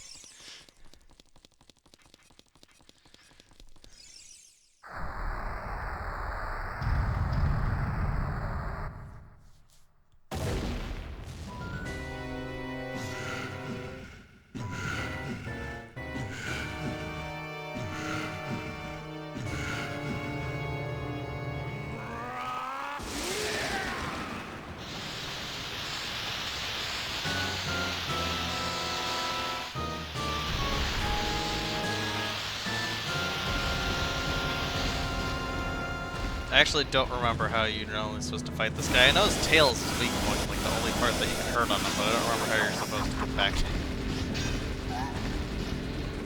You're supposed to roll between his legs. There's no way he's going to hold me back again. This time we fight together. Navi, what do you need? Oh, I couldn't see target him in that fight.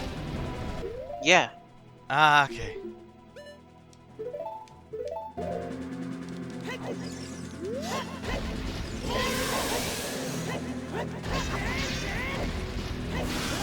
Now. Can I just...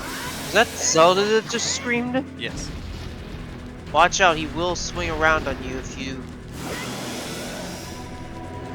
I feel like I remember him being bigger.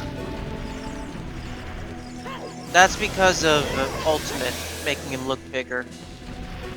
Maybe Well, the I mean, 3DS like, version makes him I look feel bigger like too. my memories of playing this game and fighting this fight, he was bigger.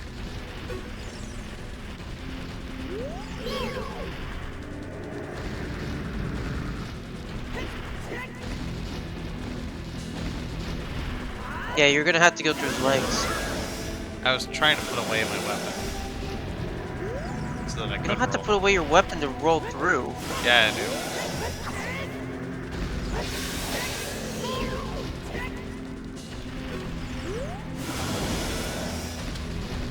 Just smash that for rupees. No bombs. Oh, bombs, sorry. Why bombs? Because if you didn't have the big Goron sword, you'd have to find some other way to hurt him. And one of those ways is with bombs.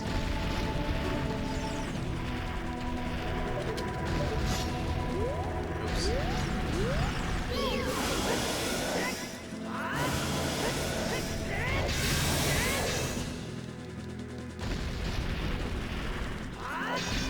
I meant you can get through his legs without Z targeting. You just have to run and roll.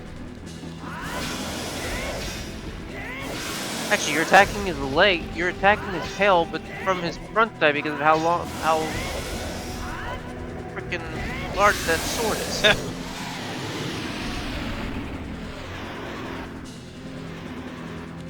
The Master Sword is here.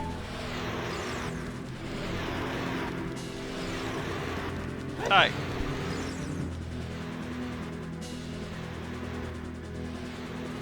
So until the final strike, the big Goron sword still does more damage. You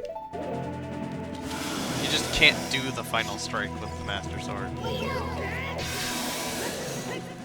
You mean with the big Goron sword? Sorry, yeah, the big Goron sword. You can't do the final strike with the big Goron sword. It has to be the Master Sword. Yeah, you're hitting him from the front because of how long that sword is. I'm taking full advantage that I still have a fairy.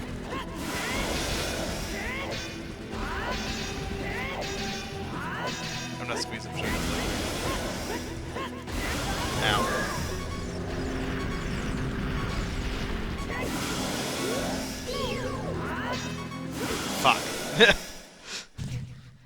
Yeah, now he's getting aggressive. And that's not going to even heal you all the way. Yeah, it does. Oh, it does.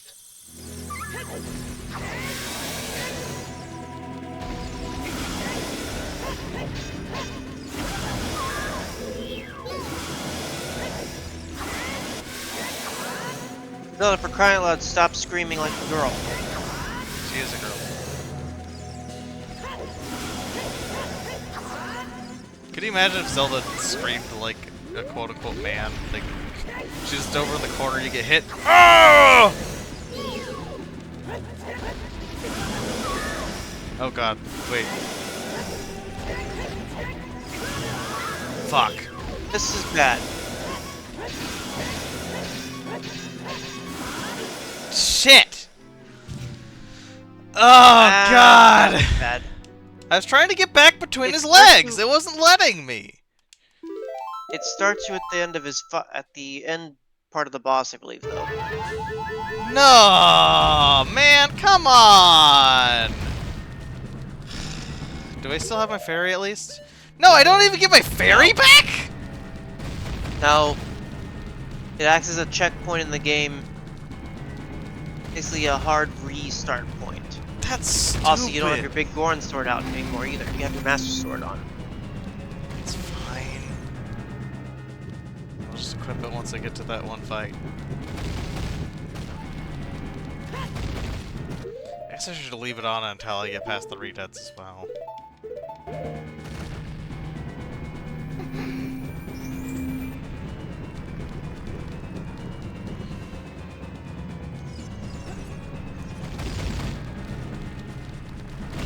It's so obnoxious, though.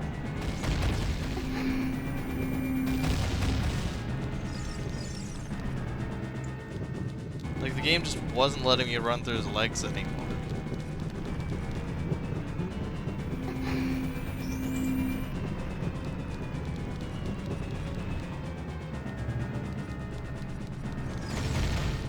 I will admit it technically was my fault because I was trying to just I was trying to bum rush him.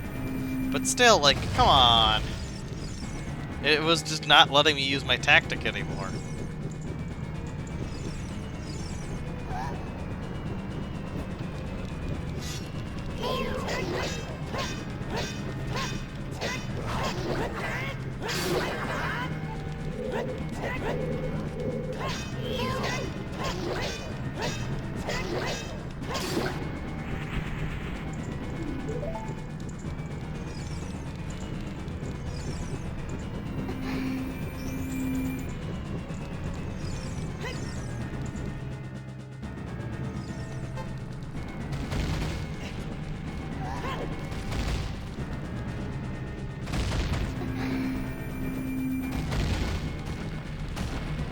They could have at least checkpointed me at the end of the fight, though. Well, not the end, like the beginning of that fight. Yeah. They could have checkpointed me at the beginning of that second part of the fight instead of making me have to do this again. Yes.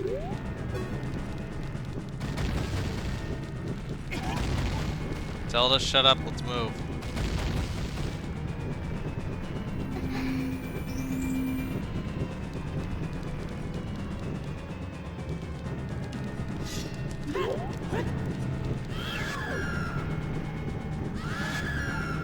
Are you kidding me? Oh, Zelda, you Got hit by the redead. No, it was the same redead that screamed at me twice.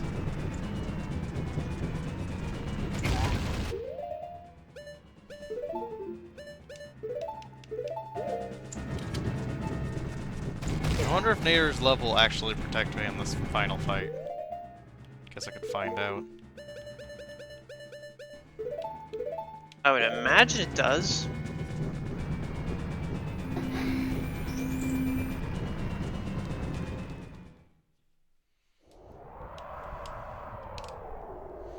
And I'm also gonna make a checkpoint down here this time, because I'm not going back through that a third time. Like, I'll at least have the decency to not checkpoint myself in the middle of the fight, but still. I'm gonna do it after all of this stupid dialogue that I can't skip.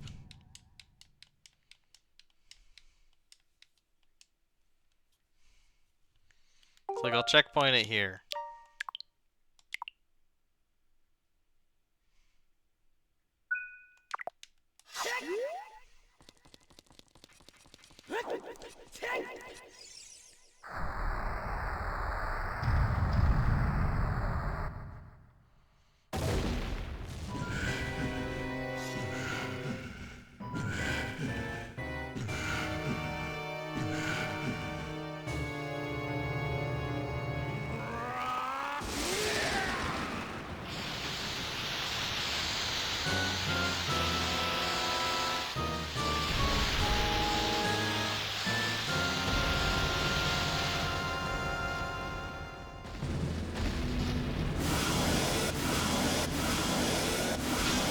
What I will never understand is why Link puts up a sword to defend himself from that attack in this cutscene.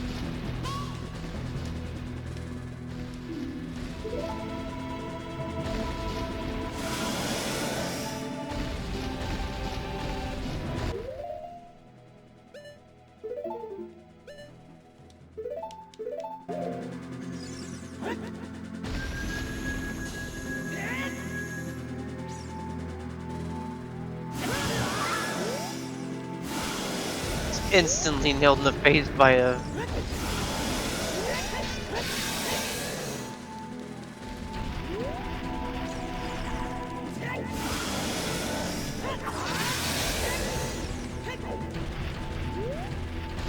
It's so simple, you just need to roll through his legs, and then swipe him with a spin attack. You don't even have to Z target him.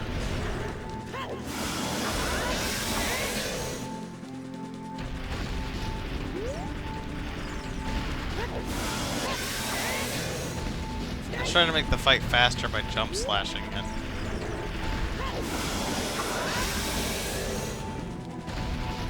Yeah, but doesn't a spin attack do the same amount of damage as a jump attack? No, jump attack is the strongest form of attack you can do. Oh, it does eventually wear out. Interesting.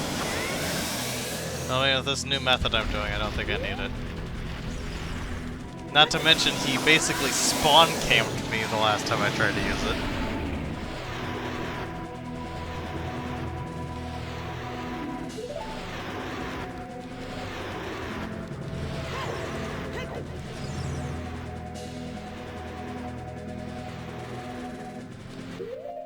I was gonna jump right off the edge. What would that do?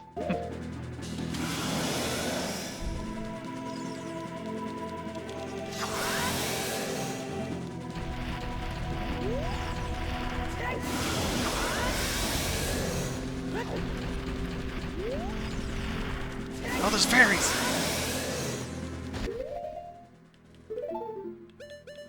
Got 2 bottles.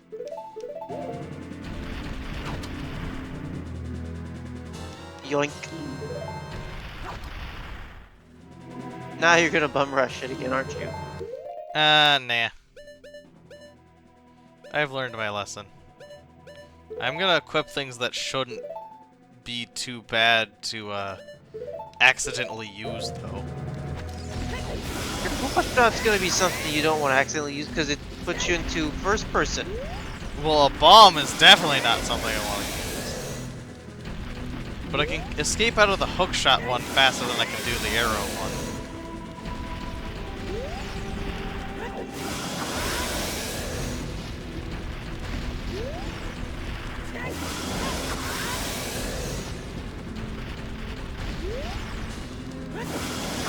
What is this, the second Ganon boss fight I've cheesed by doing something completely stupid?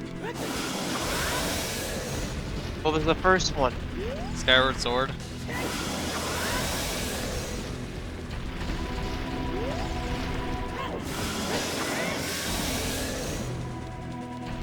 I don't know if I would say it was cheese. I literally would basically shield his fought how the first game attack, works. then stab him repeatedly until he tried to attack me again, then proceed to immediately shield deflect him again, and just rinsed and repeated. Instead of making it the, like, fight and counter attack sort of fight it is.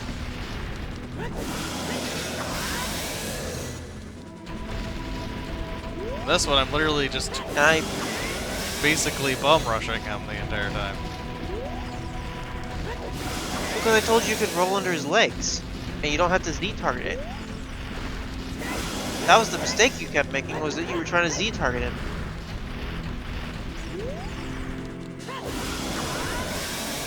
Well, again, because I was trying to jump slash.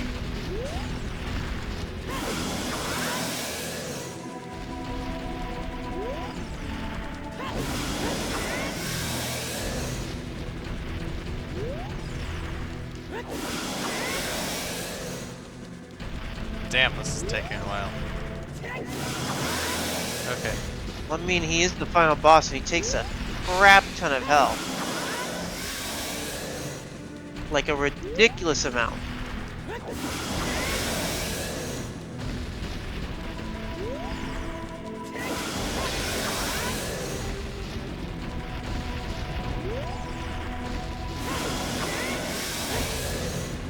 See, but I don't really ever see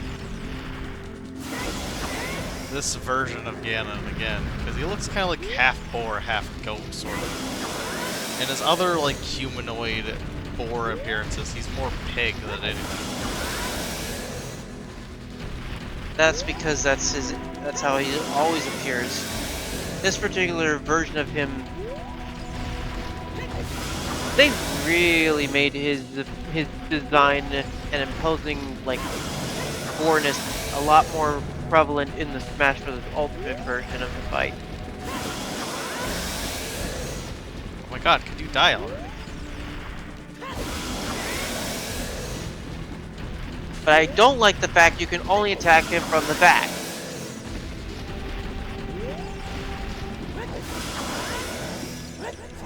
Well, I missed.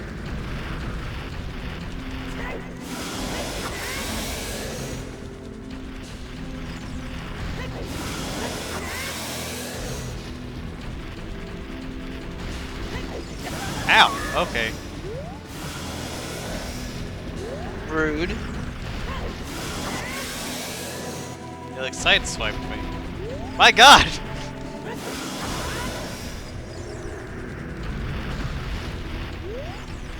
Does this keep going on infinitely until you start using the Master Sword? I don't think so. I think it's just Master because Sword we're is the using only a thing weaker that attack. heals the evil. It's still stronger than the Master Sword, though. Yeah.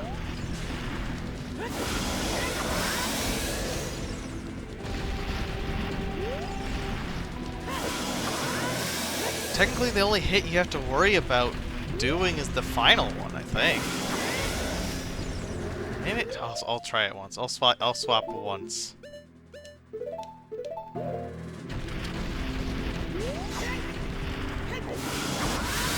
Okay, yeah, it was. It was just gonna keep going infinitely. Either that or it's literally all we one had to hit do- away. I don't know. We just had to hit him with the Master Sword once.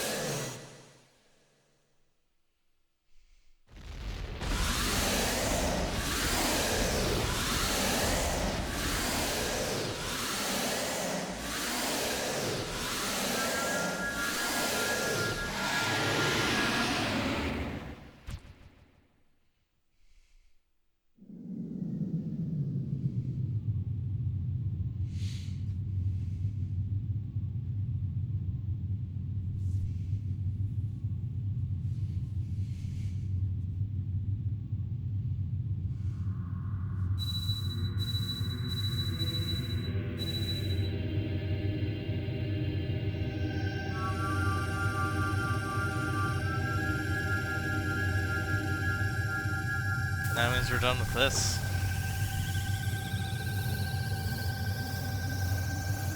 Hey Gary, I know I said I was gonna take a break, but do you want me to read the book now? The book? Yeah, the second Nintendo Heroes. Sure, if you want to. I'll do that during the when the credits start.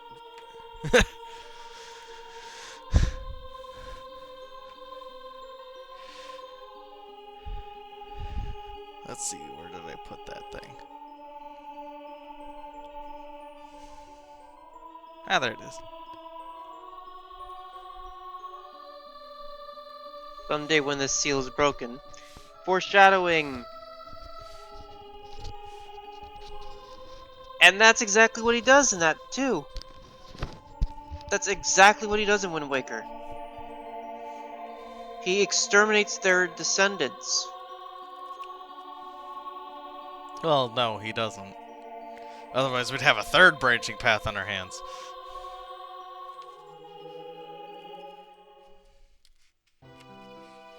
Could you imagine the another Master timeline Sword... split from Wind Waker? Like, the hero succeeds and the hero fails again from the Wind Waker timeline? No. The whole thing with the descendants being destroyed is the ones that were destroyed by Ganondorf's minions. The ones that, you know, the prayers to the goddesses to keep the Master Sword strengthened. Oh, yeah. Thus, peace will once again reign in this world for a time. Wait, All that the would tragedy have to had mean that... befallen Hyrule was my doing. I was so young, I could not comprehend the consequences of trying to control the sacred realm. I dragged you into it, too. Now it is time for me to make up for my mistakes. You must lay the Master Sword to rest and close the door of time. However, by doing this, the road between times will be closed.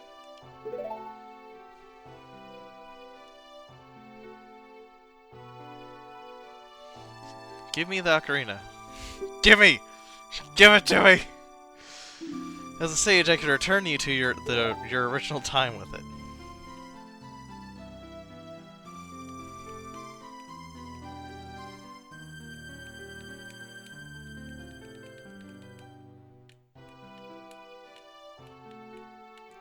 When peace returns to Hyrule, it will be a time for us to say goodbye.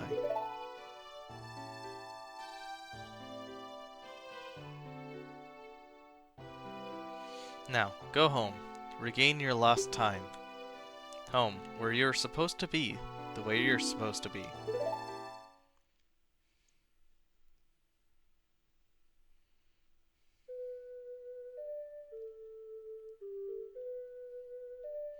Shouldn't even claim that thing first. So, that's the thing I've always, wondered, why specifically the events of Wind Waker and these are aligned to each other, but it makes sense when you consider he says that I'll be back, descendants and all that stuff. That only happens in the future timeline, because in the past, he's not sealed. Yeah, in the past he gets thwarted before he can do anything. Which leads to the banished king, the banished Gerudo, and, Okay. Twilight Princess. Also, have you noticed this song? It plays in Minish Cap as well. I noticed. I believe it's actually Zelda's theme in that game. Anyways. Yeah, it's used at the beginning of it before it switches over to Zelda's theme. Here we go. Nintendo Heroes. Link in the Portal of Doom. Chapter 1. Cuckoo Trouble. Help! Help! Link's pointy ears twitched as he heard the cry. He paused. He was journeying on the outskirts of Kakariko Village, the small settlement just outside the majestic tower of Hyrule Castle. He couldn't tell if the sound was coming from the trees up ahead or the farmhouse farther to the right. Navi, the tiny shimmering fairy who acted as Link's guide, glowed a soft green. Someone is in trouble at the farm, Navi informed him. Link nodded and ran towards the farmhouse. Ever since he had agreed to help Princess Zelda cast out the evil that threatened Hyrule, every cry for help sent Link's heart pounding. Had the dark figure that threatened him in his nightmare finally come to life? Link sprinted swiftly across the grassy field.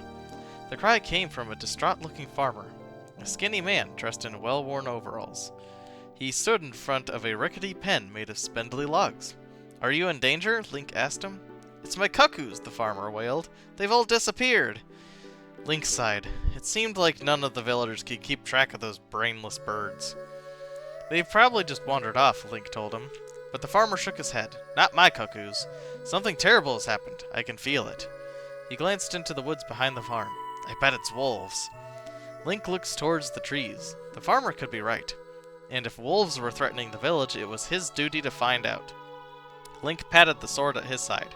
I'll help you, he said. A look of relief replaced the worry on the farmer's face. Thank you, he said. Be careful out there, boy. Link turned without saying a word. Be careful, boy. Ha! If the farmer knew what Link had seen, what he had fought already, he wouldn't tell him to be careful. Link could handle anything that crossed his path. Navi fluttered ahead as Link silently entered the woods surrounding Kakariko Village. Even though he was just looking for some confused cuckoos, it paid to be cautious. He never knew what was hiding in the woods these days. Cluck, cluck, cluck, cluck. Suddenly, something whizzed past Link's cheek. He jumped, startled. A mass of white feathers zoomed through the trees. A cuckoo? It couldn't be. Cuckoos could barely get off the ground, much less fly at lightning speed. But that was what it had looked like. Link charged after it. Running as fast as he could, Link almost caught up to the bird. It was a cuckoo, all right, but it wasn't flying. It was as though some unseen force was pulling it through the air. As Link ran, the trees thinned out a bit and a stone wall came into sight. Link cringed. The cuckoo was sure to smash into it. Instead, the wall sucked the bird right inside it. Surprised, Link slowed his pace. The cuckoo had vanished into a swirling vortex of dark wind. Link, be careful, Navi warned in his ear. But the warning came too late. Link felt a magnetic pull grip his body. He was being sucked into the vortex. Number 2. Mysterious Map. Link dug his heels into the dirt, but the vortex at the center of the wall pulled him closer. As he reached the wall, an otherworldly coldness touched his skin. With all his strength, Link grabbed at the top of the wall. The vortex sucked at his body and pulled the cloth of his green tunic closer and closer to the swirling winds. Link fought the pull, heaving himself to one side. The pull released him as soon as he was no longer directly in front of the vortex. It's some kind of portal, Navi said, emerging from a safe spot behind Link's head. If it's a portal, then it must lead somewhere, Link remarked. Navi blinked thoughtfully.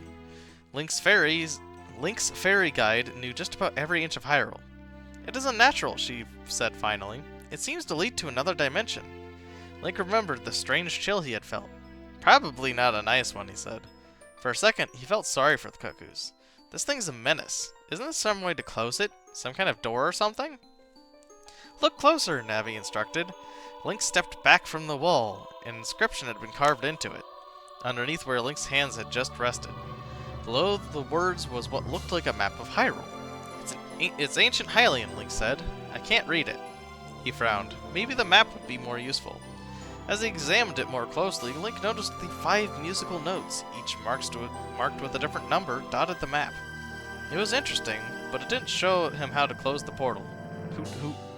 The sound jolted Link from his thoughts. He looked up to see a large brown owl perched on the tree branch overhanging the wall. Link smiled. Gabora, Gabora? He said, have you come to help? If you like, the owl replied, I can read ancient Hylian. I appreciate your help, Link said. Gabora Gabora read the words inscribed on the wall. Open I will when the stars align and the full moon hangs in the summer sky.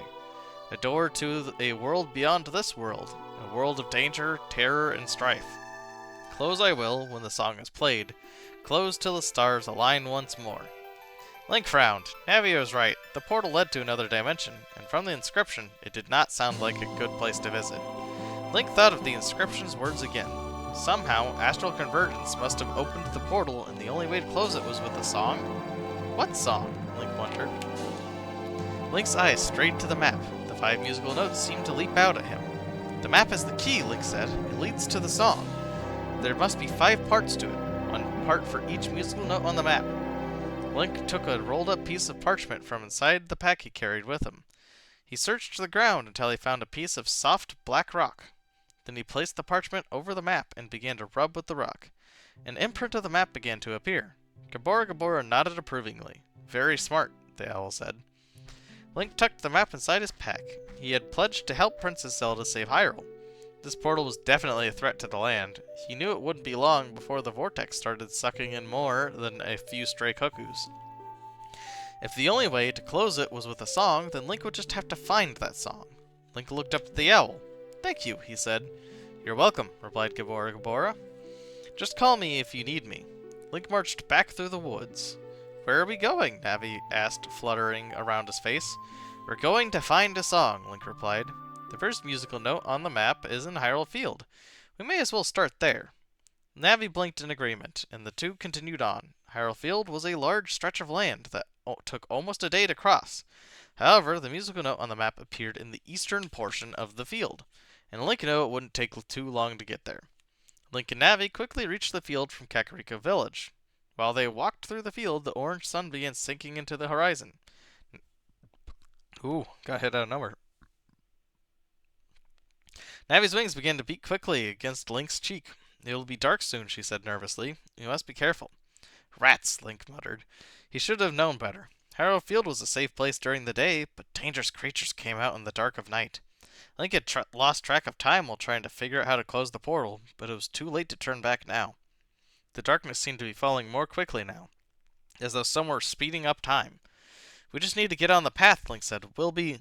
Something grabbed Link's ankle, and he fell flat on his back. A skeleton hand had burst from the dirt, and now gripped him with an unnatural force. A Style Child! Link cried. Chapter 3. A Message from Zelda. The ground rumbled as 3 pairs of skeletal hands burst through the crumbling earth. Link kicked violently, freeing his ankle from the monster's grasp. He jumped to his feet and drew his Deku sword and Deku shield. The skeletons pushed all the way out of the ground now, fixing their dark, hollow eyes on Link. In his travels, Link had faced monsters far more dangerous, but the dead-eyed Style Childs always chilled his blood. Link lunged at the Style Childs with a series of quick cuts, but they had him surrounded now. Link moved swiftly, slicing his sword as he turned. Smack! His sword connected with one of the Style Childs. The creature tumbled back and then ran off into the darkness. They look awful, but they're not as brave as you'd think, Link reminded himself.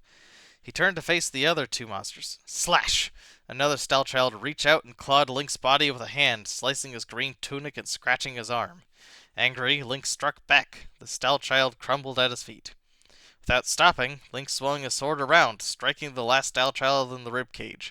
The blow sent the creature flying backwards. Link nodded, satisfied. But without warning, the Style Child at his feet gripped both of his ankles. Link struck with another blow from his sword, and the Style Child let go. But the momentum sent Link falling backwards. Whack! Link's head smacked against a rock sticking out of the dirt. His breath left him in a harsh gasp, and then everything went dark. Link felt his body swirling and whirling as though he were trapped in the vortex again. Dark clouds surrounded him, and his body felt cold. Then suddenly, the darkness parted, and Link saw the face of Princess Zelda in front of him. There was concern in her large blue eyes. Wake up, Link, she said. Help is just beyond the oak trees. Wake up! Wake up, Link! Wake up! Link opened his eyes and groaned. He sat up, rubbing the bump on the back of his head. Navi anxiously fluttered around his face. Are you all right? She asked. I think so, Link replied. He still felt groggy. Then, suddenly, the memory of his recent battle came to him. The Style Childs! He cried. He tried to jump up, but was unsteady on his feet. You took care of them, Link, Navi said, but I'm worried. I think you need help. Help is just beyond the oak trees. Had he really seen Princess Zelda, or was it some kind of dream? He scanned the trees on the edge of the field. Just off the path, 2 large oak trees formed an archway with their branches. Link walked toward them. Where are we going? Navi asked, but Link didn't answer. He wanted to be sure. A large, round boulder sat just past the trees. It was an odd place for a boulder, Link knew, and that usually meant one thing. Link took out a small blue bomb from his pack. He lit the fuse with his Deku torch and hurled the bomb at the boulder. Run! Link cried. Navi flew behind him as he darted away. Bam! The bomb exploded, blasting the boulder to sand. When the smoke cleared, Link walked up to where the boulder had stood. It was just as he had thought.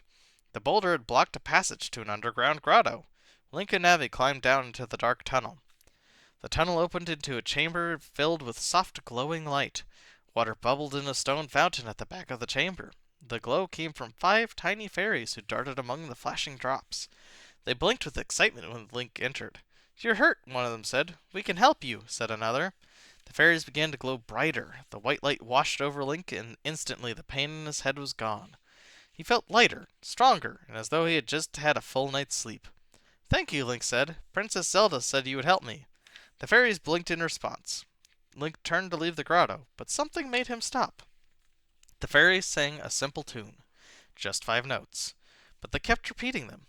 Excited, Link took out his map. The musical note on the Hyrule Field was just about where the grotto was located. Could this be the first part of the song? Chapter 4: Into the Lost Woods. Link took out the fairy ocarina given to him by Saria, his friend I cannot talk. His friend from the Kokiri Forest. He put the small flute to his lips and played the notes along with the fairies. The fairies blinked in different colors to show their happiness. Link put away the fairy ocarina and took out his map. He was surprised to see that the first musical note on the map was glowing. I think he found the first part of the song, Navi chirped in his ear. I think so too, Link said.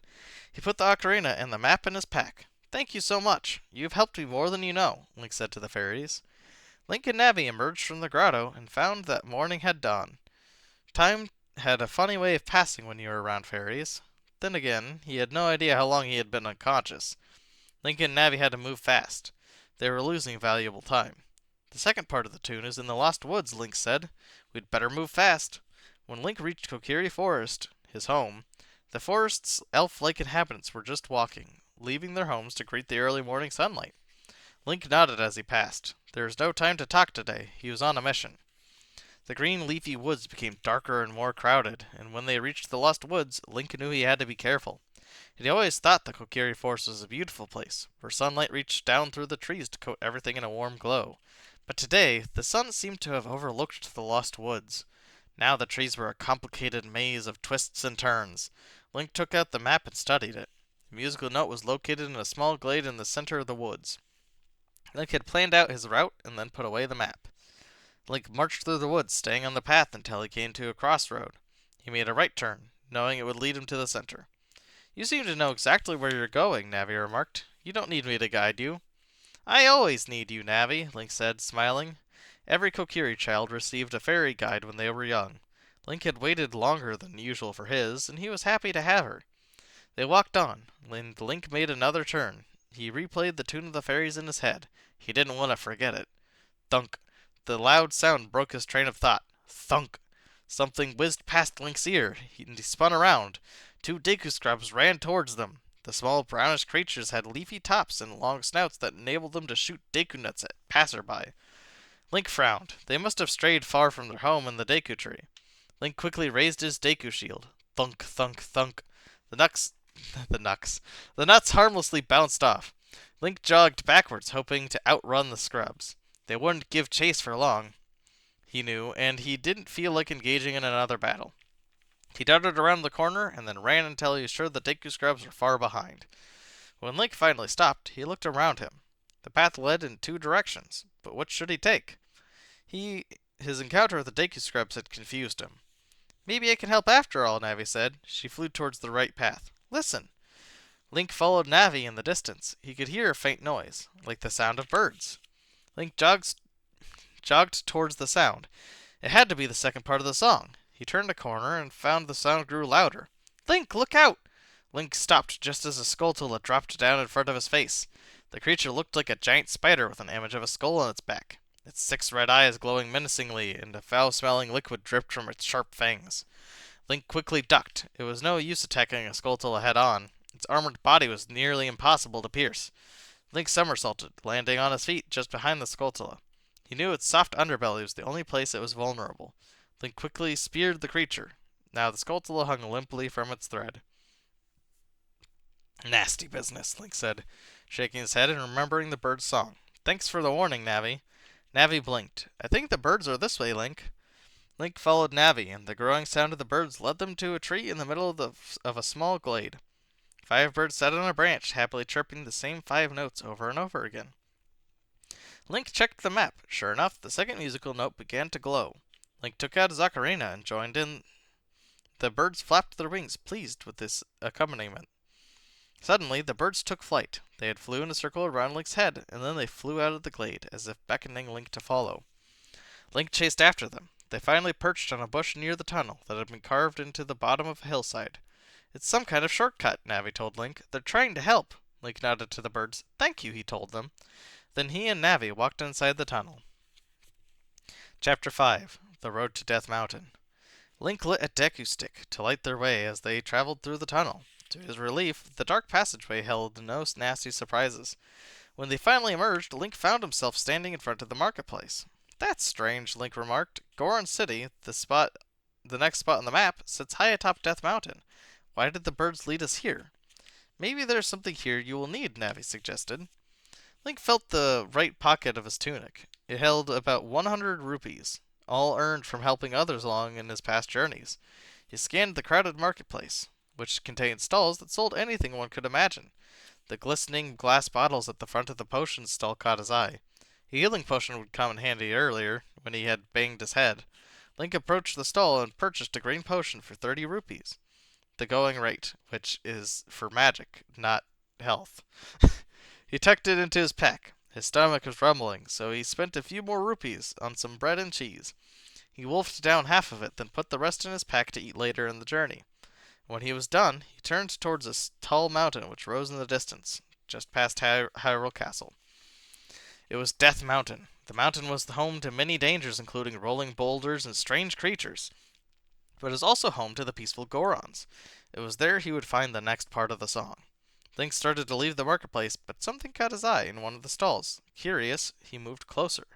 Amid a display of arrows and slingshots hung a shiny silver shield with red and yellow markings on the front. Link had seen the Hylian shield before, but his pocket had been empty of rupees then. He looked down at his Deku shield, which had served him well, and which would surely serve him again. But the wooden shield wouldn't be able to protect him from all the dangers. The Hylian shield would come in handy. 80 rupees. The stall keeper, a tall, muscular man with a long black mustache, barked the price in Link's face. Link looked at the coins in his hand. He had 70 rupees left. 60, Link offered. No good, said the stall keeper. 75. Link hesitated for a moment. Did he really want to spend all of his rupees? But the shield was practically mesmerizing him. 70, Link said firmly. The man nodded. The shield is yours. It's a fine piece, forged from the fires of Hyrule's finest blacksmiths. The stallkeeper took the shield down from the wall and handed it to Link, who accepted it breathlessly. The shield felt hefty in his hand, and holding it made him feel like a real warrior. Link looked at Navi. I think I'm ready for Death Mountain now. It took nearly all afternoon for Link and Navi to walk to the foot of Death Mountain. You know, something I noticed here is that this version of the Hylian shield he just bought, he can actually hold.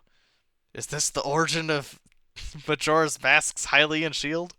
I'm just kidding. Navi's here. She's not supposed to be. As Link climbed the steep slope leading up to Goron City, he kept an eye out for hidden dangers. By the time he reached the entrance to the great cave that led to the city, the sun was setting once again. Link stepped into the cave and let his eyes adjust to the darkness. Bomb flowers grew along the cave walls, and a torch hung to the opening. Link used a Deku stick to light the torch, and then he took out the map.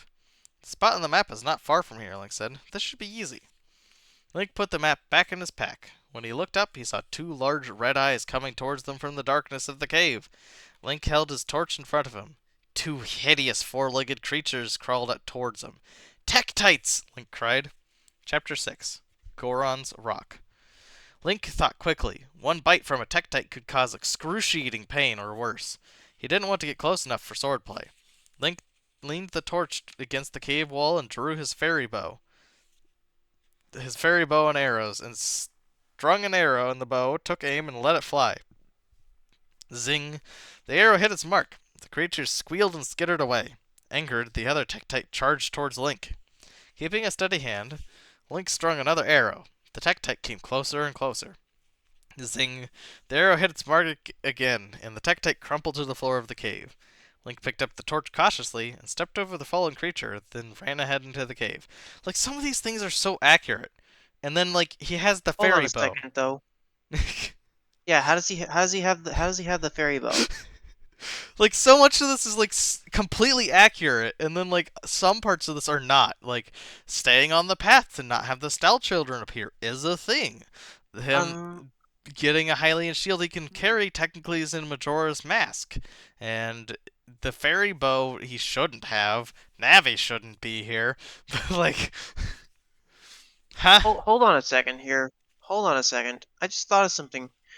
When was this book like printed? Was it printed after the game was out, or was it 2006. was it during development? 2006. Hmm. Much after. Why so late would that be? Oh, maybe it was because they had the.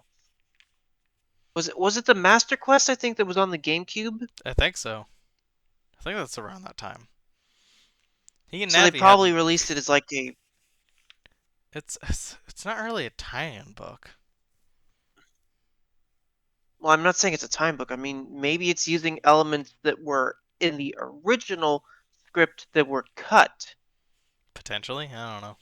He and Navi hadn't gone far when the cave split into three passageways. Link took out the map and determined the center path was the way to go. He walked on, only to find the tunnel had already been blocked by a boulder. Rats, Link muttered. He looked at the map again. He clearly needed to continue on this path, but he had used his last bomb on Hyrule Field. Pausing again for a moment. I would love to see someone adapt this book into an Ocarina of Time mod. He moved the torch back and forth, searching for another way, but all the flames illuminated was a cluster of bomb flowers. Of course, Link said. Normally, bomb flowers were too heavy for anyone but Gorons to pluck. Luckily, the leader of the Gorons had given Link a special bracelet that would give him all the strength he needed. Link bent down and plucked one of the heavy blooms. The boulder wasn't huge. One flower should do it. Link took several steps back. Get behind me, Navi, he said. He lifted his shield, then tossed the bomb at the boulder. Bam! The boulder exploded into pieces. When the dust cleared, Link lowered his shield. Glowing torches lit the pathway ahead. Link stepped through the hole and headed down the path. Soon the unmistakable sound of music reached his ears. Link turned the corner to find himself in a small chamber. Glimmering crystal stalactites descended from the ceiling. A Goron stood in front of them, holding a wooden mallet.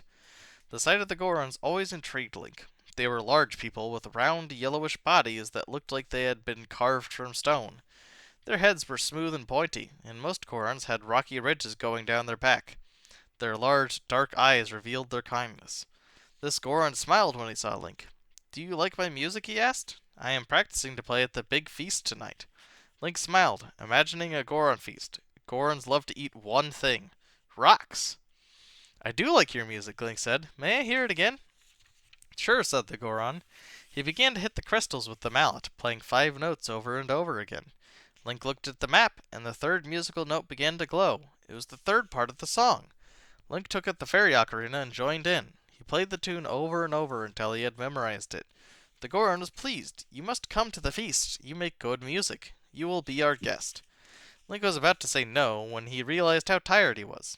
He was not sure how long it had been since he had slept. If he grew too tired, his reflexes would be slow, and that was dangerous. After he had some time to after all, he had to rest sometime. I mixed up all those words. It would be my honor to be your guest, Link said. Link spent the night listening to the Goron music and enjoying their hospitality. Afterwards, he fell into a deep sleep and arose hours later. Thanking the Gorons, Link and Navi left the cave and stepped back out into the Death Mountain.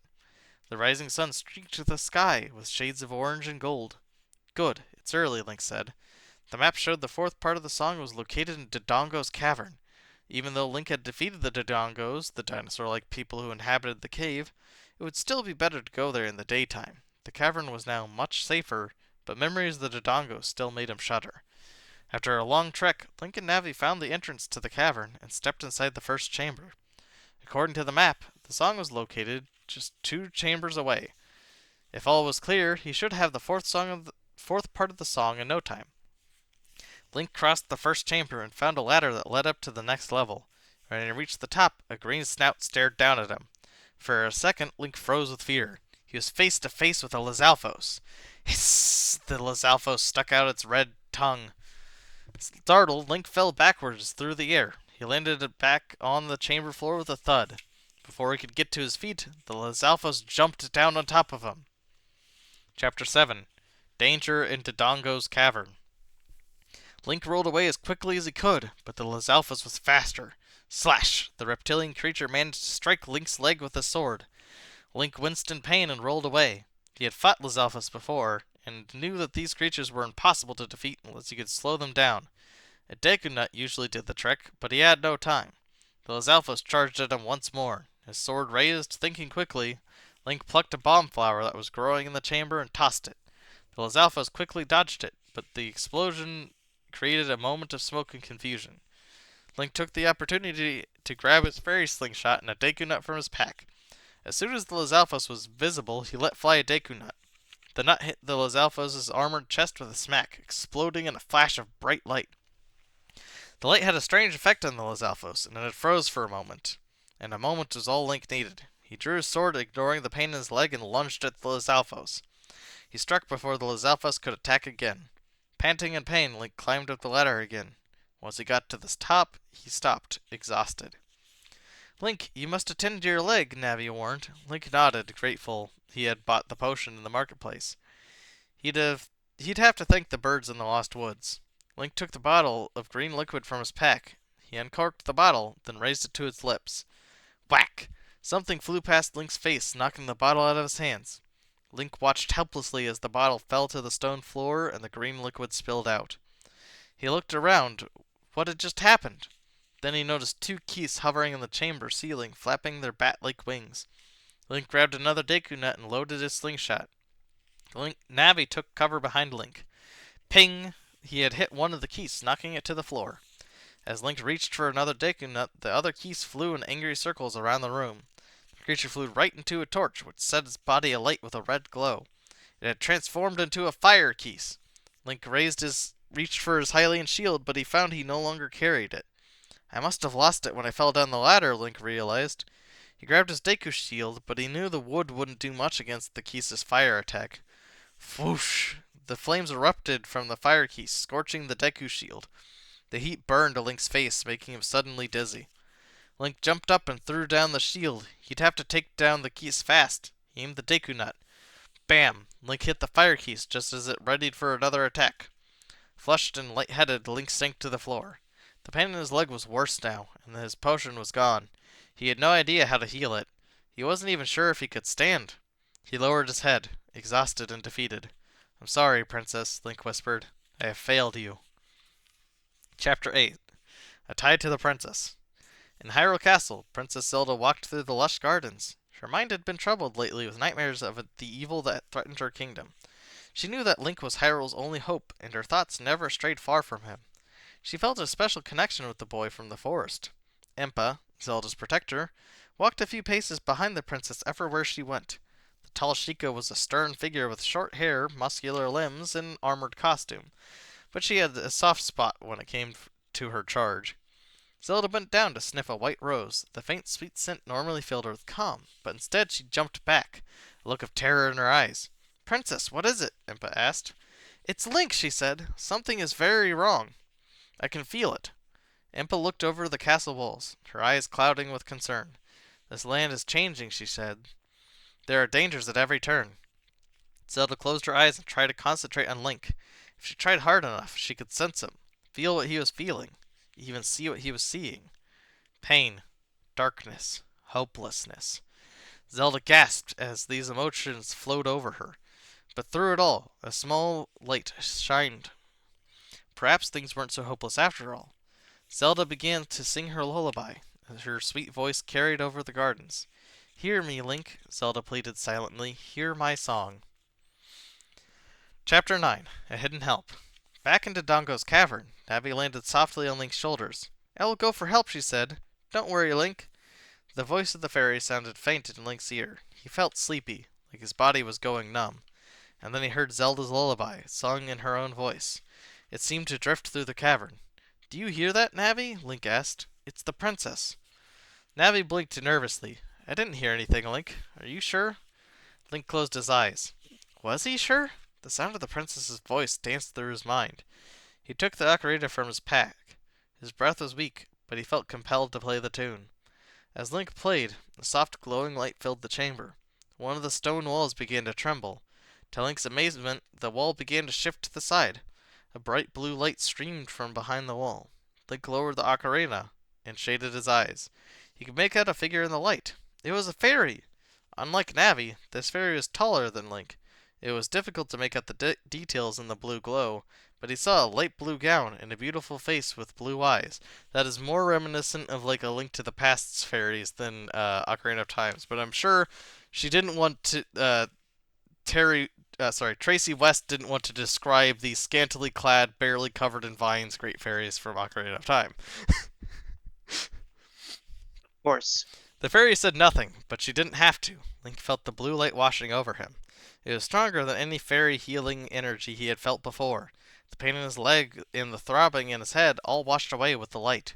Link closed his eyes and drank in the healing. Soon he heard the door sliding closed. He opened his eyes just in time to see the fairy disappear. "Thank you," he whispered. Link jumped to his feet. "How do you feel?" Navi asked. "I feel great!" Link cried. Playing Zelda's lullaby had revealed the hidden chamber, saving him. Oh god, I'm choking my own spit. He wasn't sure exactly what had possessed him to play it, but he had a suspicion. His special connection to Zelda had come to his aid once again. "Let's find that song and get out of here," Link said.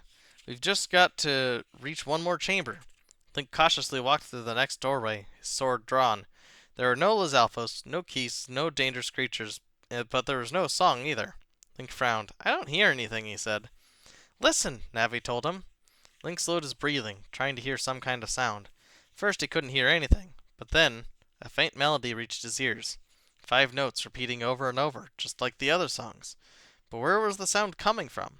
Link scanned the chamber, which was empty except for a clump of bomb flowers and a puddle of bubbling lava. The lava! Link stepped closer. He could see that the bubbles in the pool popped with precise timing. Each time a bubble burst, it reached a plink sound in the perfect pitch. Link took out the map and saw the 4th musical note was glowing. "This is it," Link told Navi. "It's the 4th part of the song." Link held the fairy ocarina to his lips once more and played the tune a few times. "Just one more to go," Navi remarked when he had finished. "One more," Link agreed, as he looked at the map. "We need to go to Zora's River."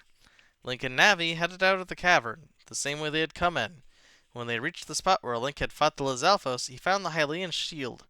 Now Link was prepared for anything. Chapter 10. 5 Friendly Frogs. The sun shone brightly over Hyrule as Link walked along the banks of Zora's River. With Navi flying by his side, the map showed that the last part of the song could be found near the waterfall that led to Zora's domain. He had quite a way to go. The fairy healing had left him revitalized once again, and he had eaten some bread and cheese left over from the marketplace.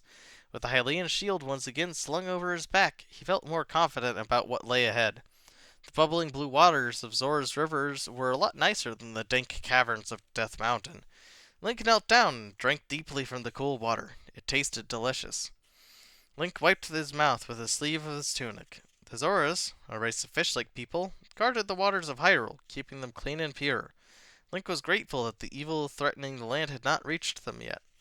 It was late afternoon by the time Link reached the waterfall that hid the home of the Zoras. Link sat on a rock and listened to the waterfall. The waterfall made a soothing sound as the water hit the river, but it didn't sound like the notes of a tune. The last part of the song was supposed to be here, so why couldn't Link hear it? Ribbit, ribbit. A familiar sound reached Link's ears, but it wasn't part of the tune. He looked into the river to see 5 brightly colored frogs sitting on a mossy log near the riverbank. Each frog was a different color: orange, pink, purple, aqua, and indigo. "Hello, Link," the frogs croaked in chorus. "Do you have a song for us?"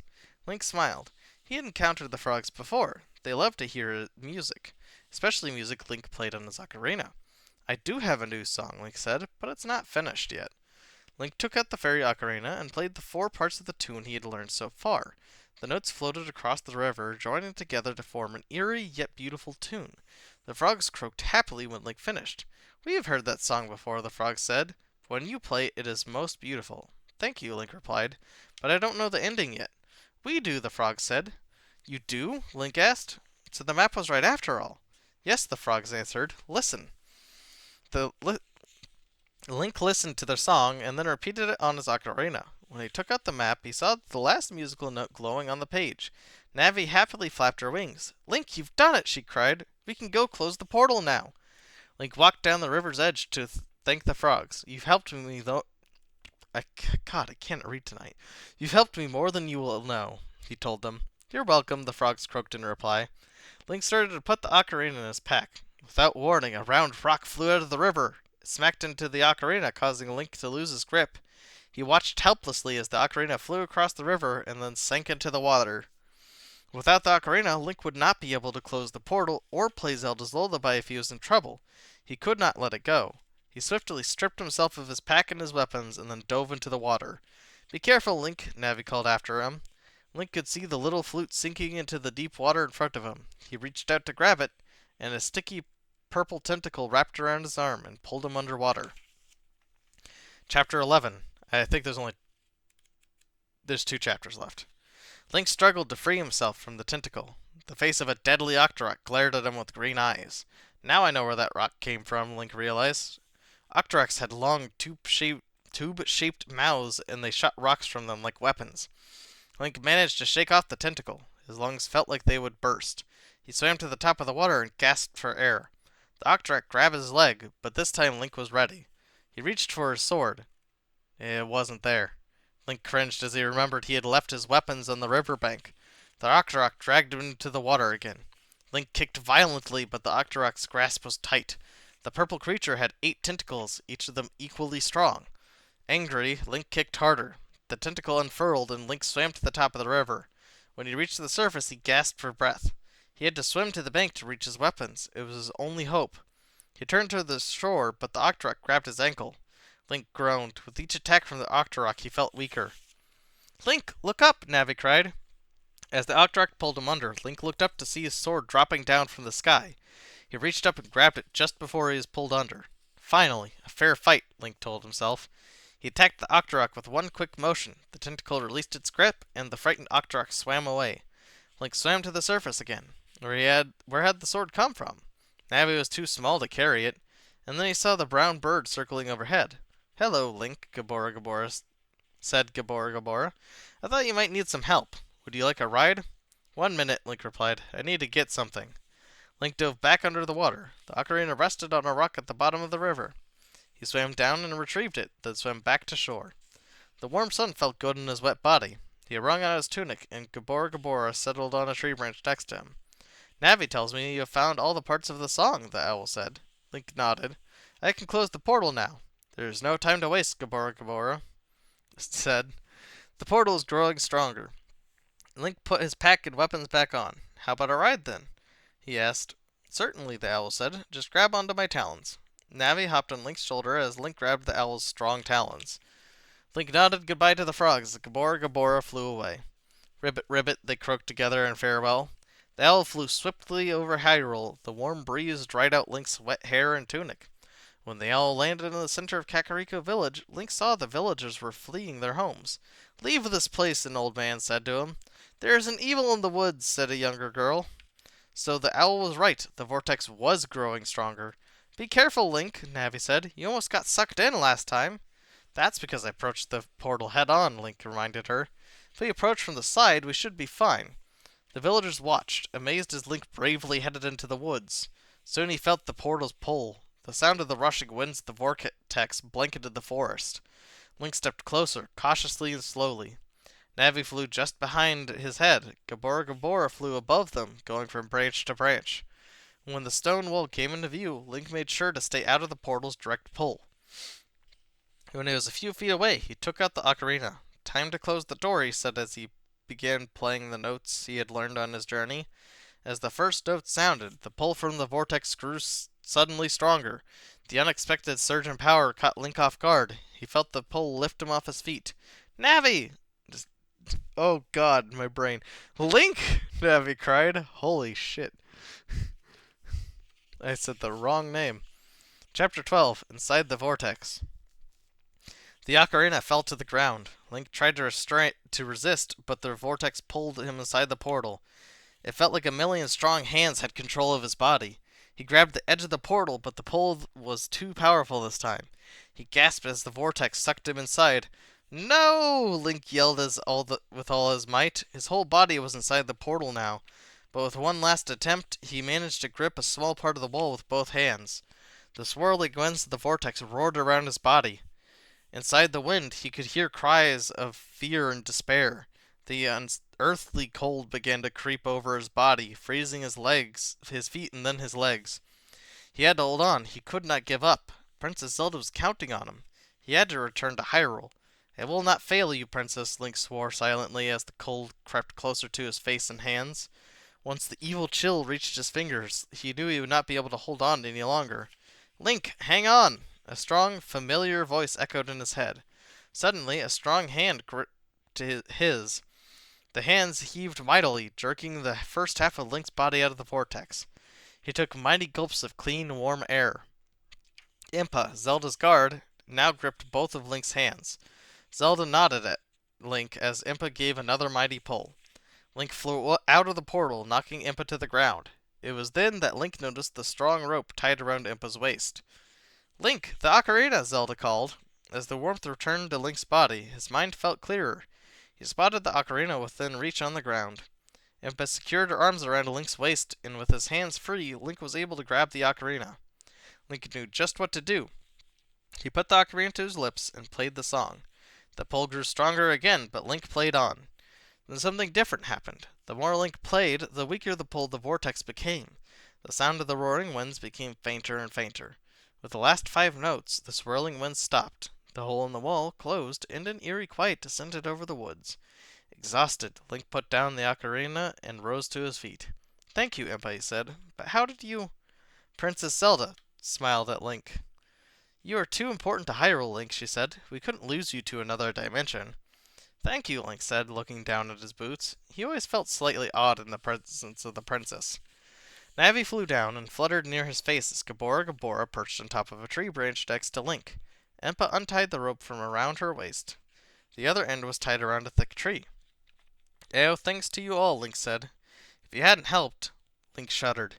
He'd probably be at the bottom of Zora's River or trapped in the mysterious dimension behind the portal. Your mission is our mission, Link, Impa said gravely. We are sworn to protect Hyrule.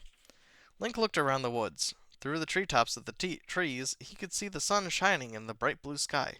A stray cuckoo walked past them, clucking and bobbing its head. Link smiled. Hyrule was his home. It was a good home, a place worth saving. We will protect Hyrule, Link said. Together. Princess Zelda smiled. Together. Then the friends left the woods, ready to face the next challenge that crossed their path. And that's the end. Oh boy. Both of these Nintendo Heroes books are super cheesy, and I love them to death. And, like, they're both semi-accurate and not at the same time, and I think that's why I love them. But, anyways, thank you all for joining me for the end of Ocarina of Time and for the entire Nintendo Heroes book. I will be back in a couple of hours, in about 2 hours and 15 minutes to do Pikmin. Until then, bye-bye.